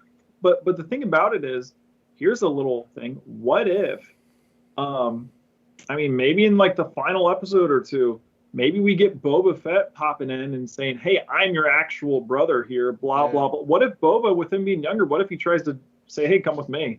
And that's her, like, her big decision-making thing. Like, maybe. Yeah. But again, like, is Boba Fett making a cameo to, like, try to convince Omega to come with him, which presumably she probably wouldn't because it's the Bad Batch show and, she's not with him in Mando. So, like, maybe maybe they do that to, plant the seeds for the Book of Boba Fett show at some point, maybe season 2 or something.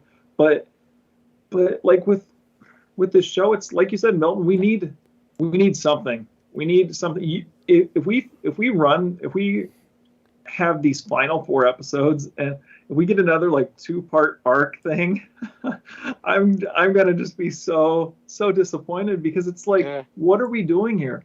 Like, at this point, I mean, sure, obviously it doesn't make a ton of sense, but at this point, we just need Rampart in the next episode to report to Tarkin and say, hey, you got this Clone Force 99 meddling with us again, and Tarkin will say, okay, I'm sending Vader on the job. Like, do that and have Vader be hunting him down for the last 4 episodes, because I'll be good with that.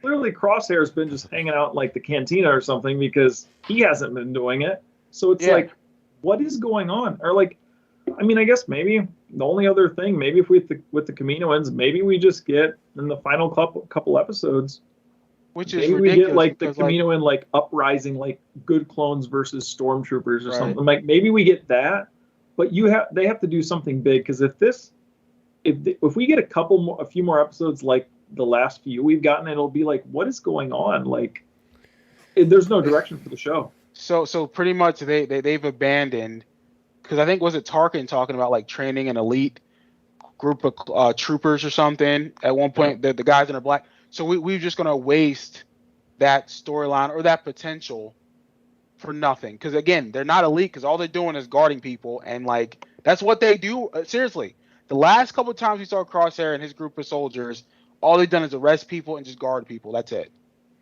Well, you're not doing anything special. You're not a death trooper, bro. Well, hey, don't say that yet, because there is evidence that could happen, because there is an episode title called War Mantle, and that's exactly what he was talking about, was Project War Mantle's proceedings. So they should have put that at episode 12, because right now your boy's getting a little impatient. But even though I said earlier, the episode did its job, and I won't take that back. However, we need to start moving. Get off your horse. Or what's the phrase that people use? Shit or get off the pot. That's what people say. So yeah, come on, Disney, get your mind right. Yeah, it just seems like you said, like, you watch these episodes, it's like, all right, I'm gonna get on with my day. There's not a whole lot of satisfaction that I'm getting. But if we would have gotten last week's episode and this week's episode packaged as one like 45-minute long episode, I would have came along with a little bit more satisfaction, knowing like, okay, I've seen this adventure from start to finish. If it's only 2 episodes now, if it's a full 4-episode arc, which I wish they would have, that's another story, because you can't do that in a weekly to week basis, really. But it just seems like a lot of animation. You guys probably watch more animation than I do or have in the past, but like, I guess it seems most of the time they're only like, what, 20 minutes long, 30 minutes long usually? Right. Yeah. I mean, most of the animated shows generally, like, even like, no matter what show they are, they're usually like 22 minutes, I think, is the runtime usually, because they're normally like in the half-hour time slot.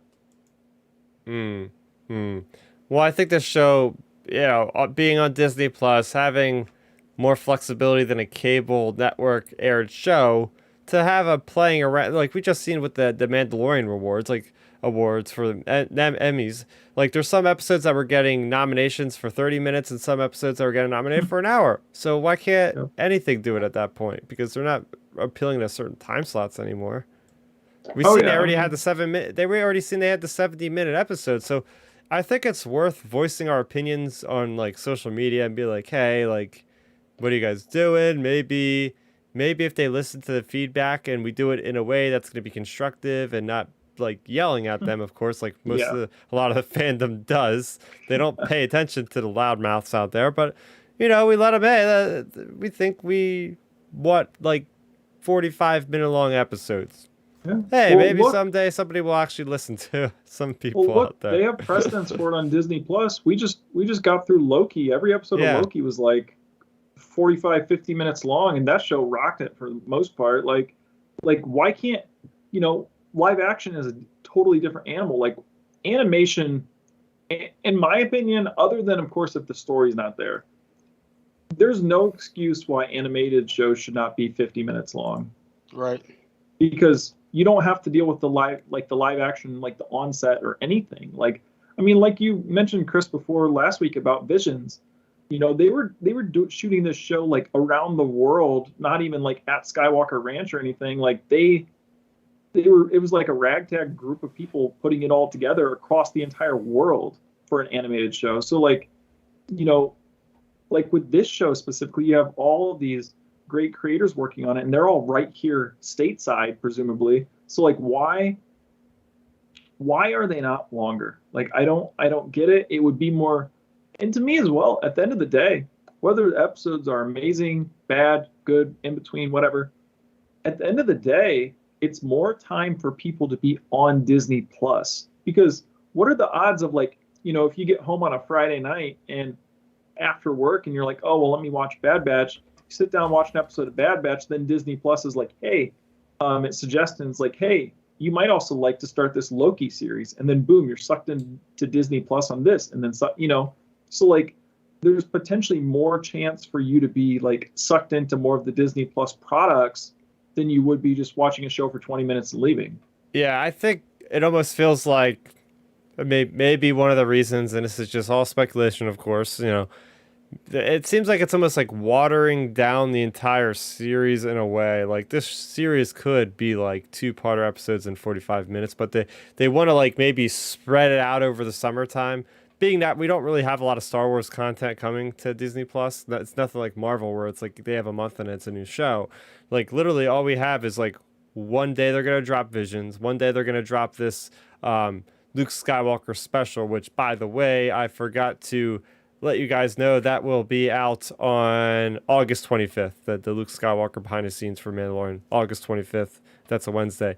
But like other than that, we have to wait all the way until December for Book of Boba Fett. So maybe they're like, okay, rather than have only 8 weeks of Star Wars with Bad Batch, we could stretch it out to 16 weeks, just to pad out Disney Plus a little bit more. I mean, it could be something as disappointing as that. It could be like a Disney thing, like, we want this to be split up in 16 episode chunks. Oh, I'm sure that is definitely a reason why, because think about it. If you have like a hardcore Star Wars fan who literally only uses Disney Plus to watch Star Wars, what if you only have 8 episodes? That's only 2 months versus 4 months of having a subscriber. Because I know a few people who like they'll watch Mando and they'll just cancel their subscription until the next season comes out. Like I know at least 4 or 5 people that do that for did that for Mando. If people did that for Game of Thrones, and they would get HBO for this 3 months and then be done with it after that. Yeah. Like that's what I did for HBO. Yeah. Like I literally just got HBO for the few months it was on, and then when Game of Thrones was over, it's like I don't really have anything else to watch on here, so now it's time to cancel this. Like, why waste the money if you're not going to use it? I mean, there's that, and then like even to throw out there too, with these like even just complaints even about Star Wars, the way like the content's set up. I really think I saw someone tweet. I don't know who it was. I can't give credit to him. But anyways, I saw someone tweet, and it's so true though.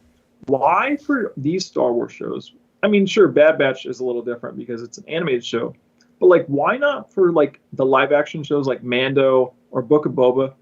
Why release them at 3 a.m.? Like, look. Oh yeah. Like the person tweeted. Game of Thrones released every Sunday night at 10 o'clock at night Eastern time. So it was 10 Eastern, 7 Pacific. So everybody in the world was sitting down to watch the show at one time. Like if you do that with Mando, oh my gosh, like I'm sure the ratings probably would be even better, because then everybody has a set time, set schedule, and they're like, hey, let's carve out this time for the premiere of Mando. Like, yeah. And like I agree with that. Like you can do that like probably on a Friday or Sunday, Friday, or a Thursday night. A Thursday night honestly might be better for the Star Wars. Like if let's be real here.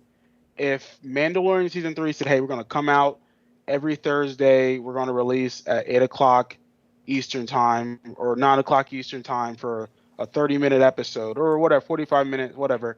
Parents will let their kids stay up on a Thursday night before school. They said, hey, we're going to watch some Star Wars. We'll be done by 10. You'll get 6 or 7 hours of sleep before school on Friday. Like, you can do that. So, and I know my parents would have let me done it if I was a kid. They'd been, all right, fine, it's Star Wars Milt, you're good. We'll give it an extra hour. It's Yep. like that. You're right. It needs to be an event. Like, because I don't watch the episodes at 3 o'clock. Like, I know you guys do. You guys watch Loki and stuff. I don't because I like my sleep too much. But to me, I'll wait the following day. Again, even today, I'll wait until 7 o'clock when I get home to watch the episode. So, Yeah, yeah. But it wasn't. I know we're harking a lot on negatives tonight, and it's kind of like we've been like, getting some stuff off our chest, I guess you could yeah, say. like it's not. It wasn't trash necessarily. I think that's what. Just understand, it wasn't trash.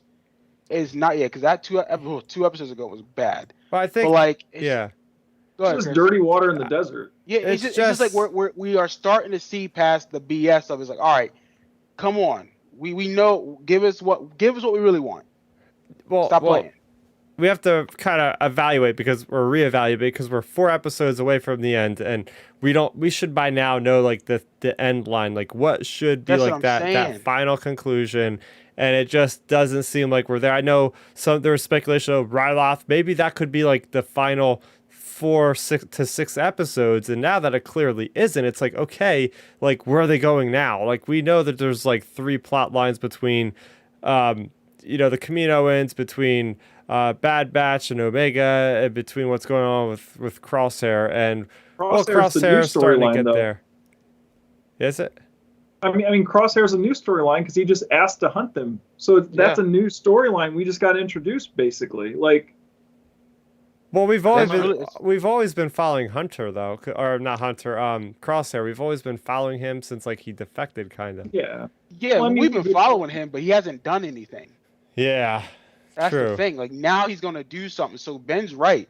That's a 4th storyline pretty much we have involved here because now it's going to be I'm gonna hunt them because that's my brothers and they need to go down. But we all know there's gonna be some type of twist and turn with that relationship because they're gonna try to convince him, hey brother, you're doing the wrong thing. And it's not. It's going to be.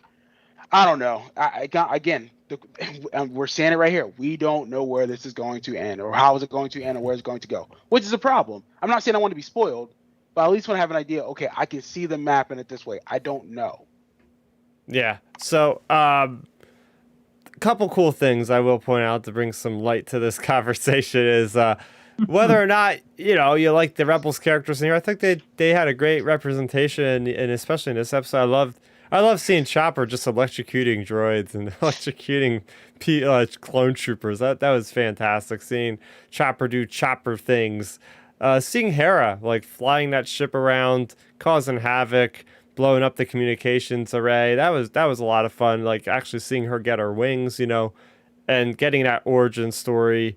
Seeing Hauser get the clone uprising kind of idea going, now that we know for sure that it's possible to have certain clones go up against their brothers in a way. Even though if they had laid down their arms, they weren't fighting them actively. And we know that there's clones that can go either way, which is definitely opening up that possibility of a clone uprising. So there were definitely some positives there. Oh yeah, for sure. Like I think again, it's good we're getting to that, but it's just a matter of like we have 4 episodes left, so hopefully they start capitalizing on that storyline because Right. like you said, it's cool. It's cool. All right, yeah, I'll try to stay on the positive. Yeah, like just the fact that they're introducing it is good. Like I really have liked Hauser in these couple episodes. Like his character has been pretty good. Like I like how he's been questioning orders, etc. Like I thought they've done really well with him. And it's just a matter of seeing where it ends up, like where all of this ends up. Like, for all we know, like the Bad Batch could get like shot back down onto Ryloth or something. Yeah. Like I don't know. Like I think it will make it interesting because it is foreshadowing like the clone uprising, which presumably I would say if I had to guess at this moment, again we're 4 episodes out, so I could be completely wrong, but I have a feeling we might in the last couple episodes maybe we're gonna get we're gonna get the one Kaminoan woman who's like Omega's mom. We're gonna have her like potentially reach out to Omega and be like, "Oh, I need your help," blah blah blah blah blah. And then this is when the Bad Batch is gonna like lead the clone uprising on Kamino or something. Like maybe that'll be the big thing, because I feel like the Bad Batch will be the ones leading this uprising. Yeah, because they've seen so much of the galaxy now. They've had the experience. They know what they're fighting for. They know the secrets of the chips and all that. Yeah, I could see them coming to terms with, like, because they're still in that mindset of, oh, we're just going around the galaxy to make money. Like, we're just mercenaries through and through. And I think through the process of seeing all these planets, seeing the people in turmoil, just seeing the ethics of the Empire, they're going to be like, no, we actually have to stand up for this. We actually have to, like, pick a side sort of thing. And then they'll be done being mercenaries and being one of the first rebel cells. There you go. That's the end of season 1. Oh yeah, I can see that. I can see it happening. Again, it just give us some hint of that happen. That's all I need. Like, I don't want to be. It's like we're in limbo. Probably the best way I can put it. But I mean, to be positive, honestly, like the visuals are always good. The animation's fire. I like how they light things and how it looks. But like I said, that's probably, and like I said, the episode did its job. So that's probably the positive things I can say about this episode. Oh yeah, it definitely did its job. Like I did enjoy the action of the episode. Like I thought it was pretty good. And then, like I said, I think Omega's character is going in a good direction. She's getting more experience, I guess you would say, and she got to use her like strategy skills in this episode, which was good. Mm-hmm. But again, it's just the whole thing of, like, all throughout these last few episodes, I'm just thinking, get to the point. Like, what's going on?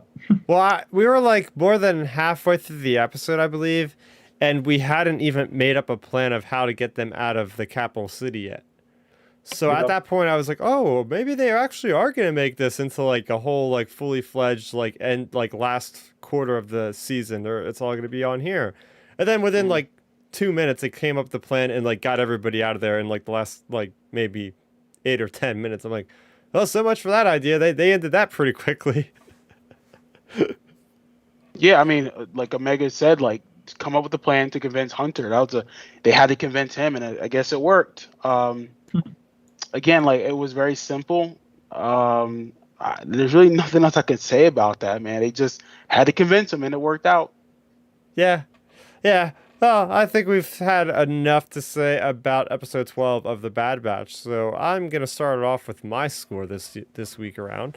I'm going to give it a 7 out of 10. Like, as much of negatives we said about it, Milton, I think you hit the nail on the head. Is like, it was a serviceable episode that, it did push the characters forward, albeit slightly, not a whole lot. We seen more from Hera and that development than we did from any of the other characters in Bad Batch, which are there just to serve the plot in this episode, which is fine. Crosshair coming to realization that he has to hunt these people down, even though we already knew that. That was kind of a negative for me. And also a negative for me was just why Hauser is acting that way. I would have liked to know some concrete information about why he is not just like every one of the other clones. Is it because his chip didn't go off? Is it because he's just not been around Jedi? He's been around Champ Syndulla, who has more of a rebellious attitude to begin with, more of a sympathetic person for his people. Maybe that's rubbing off on Hauser, and that's why he acts the way he acts. So stuff like that. Seeing Chopper, seeing Hera, great stuff there. Like Milton said, great lighting, great graphics, CGI as always, and like I'll repeat, give it a good old 7 out of 10. I liked it. And I'll throw it over to Milton for this one. Yeah, so pretty much echo what you said about, the way the show looks. The show's incredibly lit well and it's shot well. The animation is always on point. That I will say that's always expected. Again, the episode did its job. Like Bill Belichick say, do your job. And even though the Patriots are boring, but they win Super Bowls because they're consistent. So with this show, they have been consistent. I got to give them credit the last 2 episodes. And maybe, again, they're building up to the championship. So to use a football analogy. So, like, again, they're doing their job. I wish there was more substance. Maybe I still need to be patient as a fan because I love this property so much. Maybe that's my problem right now, so I can acknowledge that. So my score would be probably a 6.75 out of 10. That's fair. What about you, Ben? Yeah, that's fair. Well, Milton, to bounce off your football analogy, hey, since we're 12 episodes in, this is like a 6-6 team getting ready, trying to make the wild cards in the playoffs. Like this is like, okay, guys, Good point. we have to win the last 4 games to go 10-6 to get in the playoffs and win this championship. Get a wild card. So I really think these final 4 episodes, it will be like a wild card run in football. Like they have to do really well on these final 4 episodes because, so far we've had a shaky season here and there. So I don't know. I just think, as we've said, there were some good moments in it. Like the animation, of course, was good. I enjoyed the action. Like I said, Omega continues to be my favorite character of the series. Like I think she's getting developed pretty well. And it's going to be interesting to see where she ends up, potentially, whether it be with the Bad Batch or if we ever bump into Boba, like to see that potential connection. We have those. We have, like you said, Chris, it's nice seeing Hera get some of her pilot experience. Like, that's cool. But again, the episode as a whole, it was just like, as I said earlier, it's like finding dirty water in the desert when you're thirsty. Like it's fine, but it's not amazing. And I think we're heading in a direction like it potentially should be good, because if you look back on Rebels, I guess this is the difference between Rebels and this show. When Rebels would have these down episodes, they would have amazing episodes after. Like we had the pigs. Like literally the pigs with Lando, and then like the next episode was the Obi-Wan Darth Maul fight or something. Like, we have those type of events happening, and then in this show it's like, well, we have these down episodes, we'll give you a few more down episodes. So it's like, what's going on here? And then like I honestly, like, setting all this stuff aside about the episode, the biggest critique of the episode, in my opinion, was the final, like, whatever post-credity thing with Crosshair, because my first thought was like, I thought he was hunting them down this entire season. So is this just, has he been just kind of hanging out? He gets introduced and then he's like just hanging out for the last 8 or 9 episodes, whatever. Like, so, he hasn't even been presumably like doing his job. Like, sure, he's been doing his job, like guarding people or whatever. But like, I guess we all just assumed he was hunting the Bad Batch. Like, I'm pretty sure we talked about it on this podcast. Like, one of the background storylines is Crosshair hunting the Bad Batch, and it's like, oh wait, that's not actually a storyline until this week. So I don't know. Like I said, with all that being said, it's fine. It was an okay episode. Last week I gave last week's episode like a 5.5 or a 6 out of 10. So this week, since it is a little bit of, like I said, dirty water, getting a little bit of thirst quench, but still dirty water. So I'm going to have to give this a 6.5 out of 10. All right, so we got a 6.75, a 6.5, as well as a 7.0. And here I thought I was going to give it the lowest score this episode. So that's very interesting there. So looking forward to next week. We have a couple Star Wars events, and one of them might not even give us information. We have EA Play, and we were all expecting some Star Wars gaming news to be announced there. And, we got a tweet from them saying officially there's nothing being shown for Star Wars next week. I'm still holding out hope that they'll say something about Jedi Fallen Order. So we'll probably talk more in depth if there is anything, or if there isn't anything, we will be discussing that next week. That'll be a big story and discussion point. We're also getting Comic-Con at home, where they're going to be revealing the next wave, which will be wave 3 of phase 1 of the High Republic. So I'm looking forward to seeing what they have up their sleeves, if there's any kind of new mediums of storytelling being told besides the books and comics. Maybe we'll get like some kind of new expansion for a game or something like that. But yeah, so we already know we have some pretty big topics going into next week. And to stay tuned for next week's episode, make sure if you are on YouTube, you go ahead and subscribe to this channel so you don't miss out when this video goes live. You can go ahead and hit that notification bell icon so you'll be notified when we go live and when new videos go up. I have put out a couple videos recently. I have my Black Widow review as well as my review for Loki Season 1 on the channel. If you are Marvel fans, it's a great time to be a Marvel fan, especially if you watch that Loki Season 1 epic finale. And if you want to listen to this podcast, you can go ahead and do so by finding it on all your favorite podcast platforms, from Spotify to Google Podcasts to TuneIn Radio, I think we're even on, and everything else in between. You can find us at Outer Rim Transmission. So that is going to do it for me. For Ben, you guys, and for Milton, you guys can find us over on Twitter. I'm at Starrapter. Ben is at Real Ben Maynard. And you can find Milton at Milton Weber 7. That's Milton Weber, the number 7. So there you have it. Episode number 16 is in the books. This is Outer Rim Transmission, and we are saying transmission out. Good night, everybody.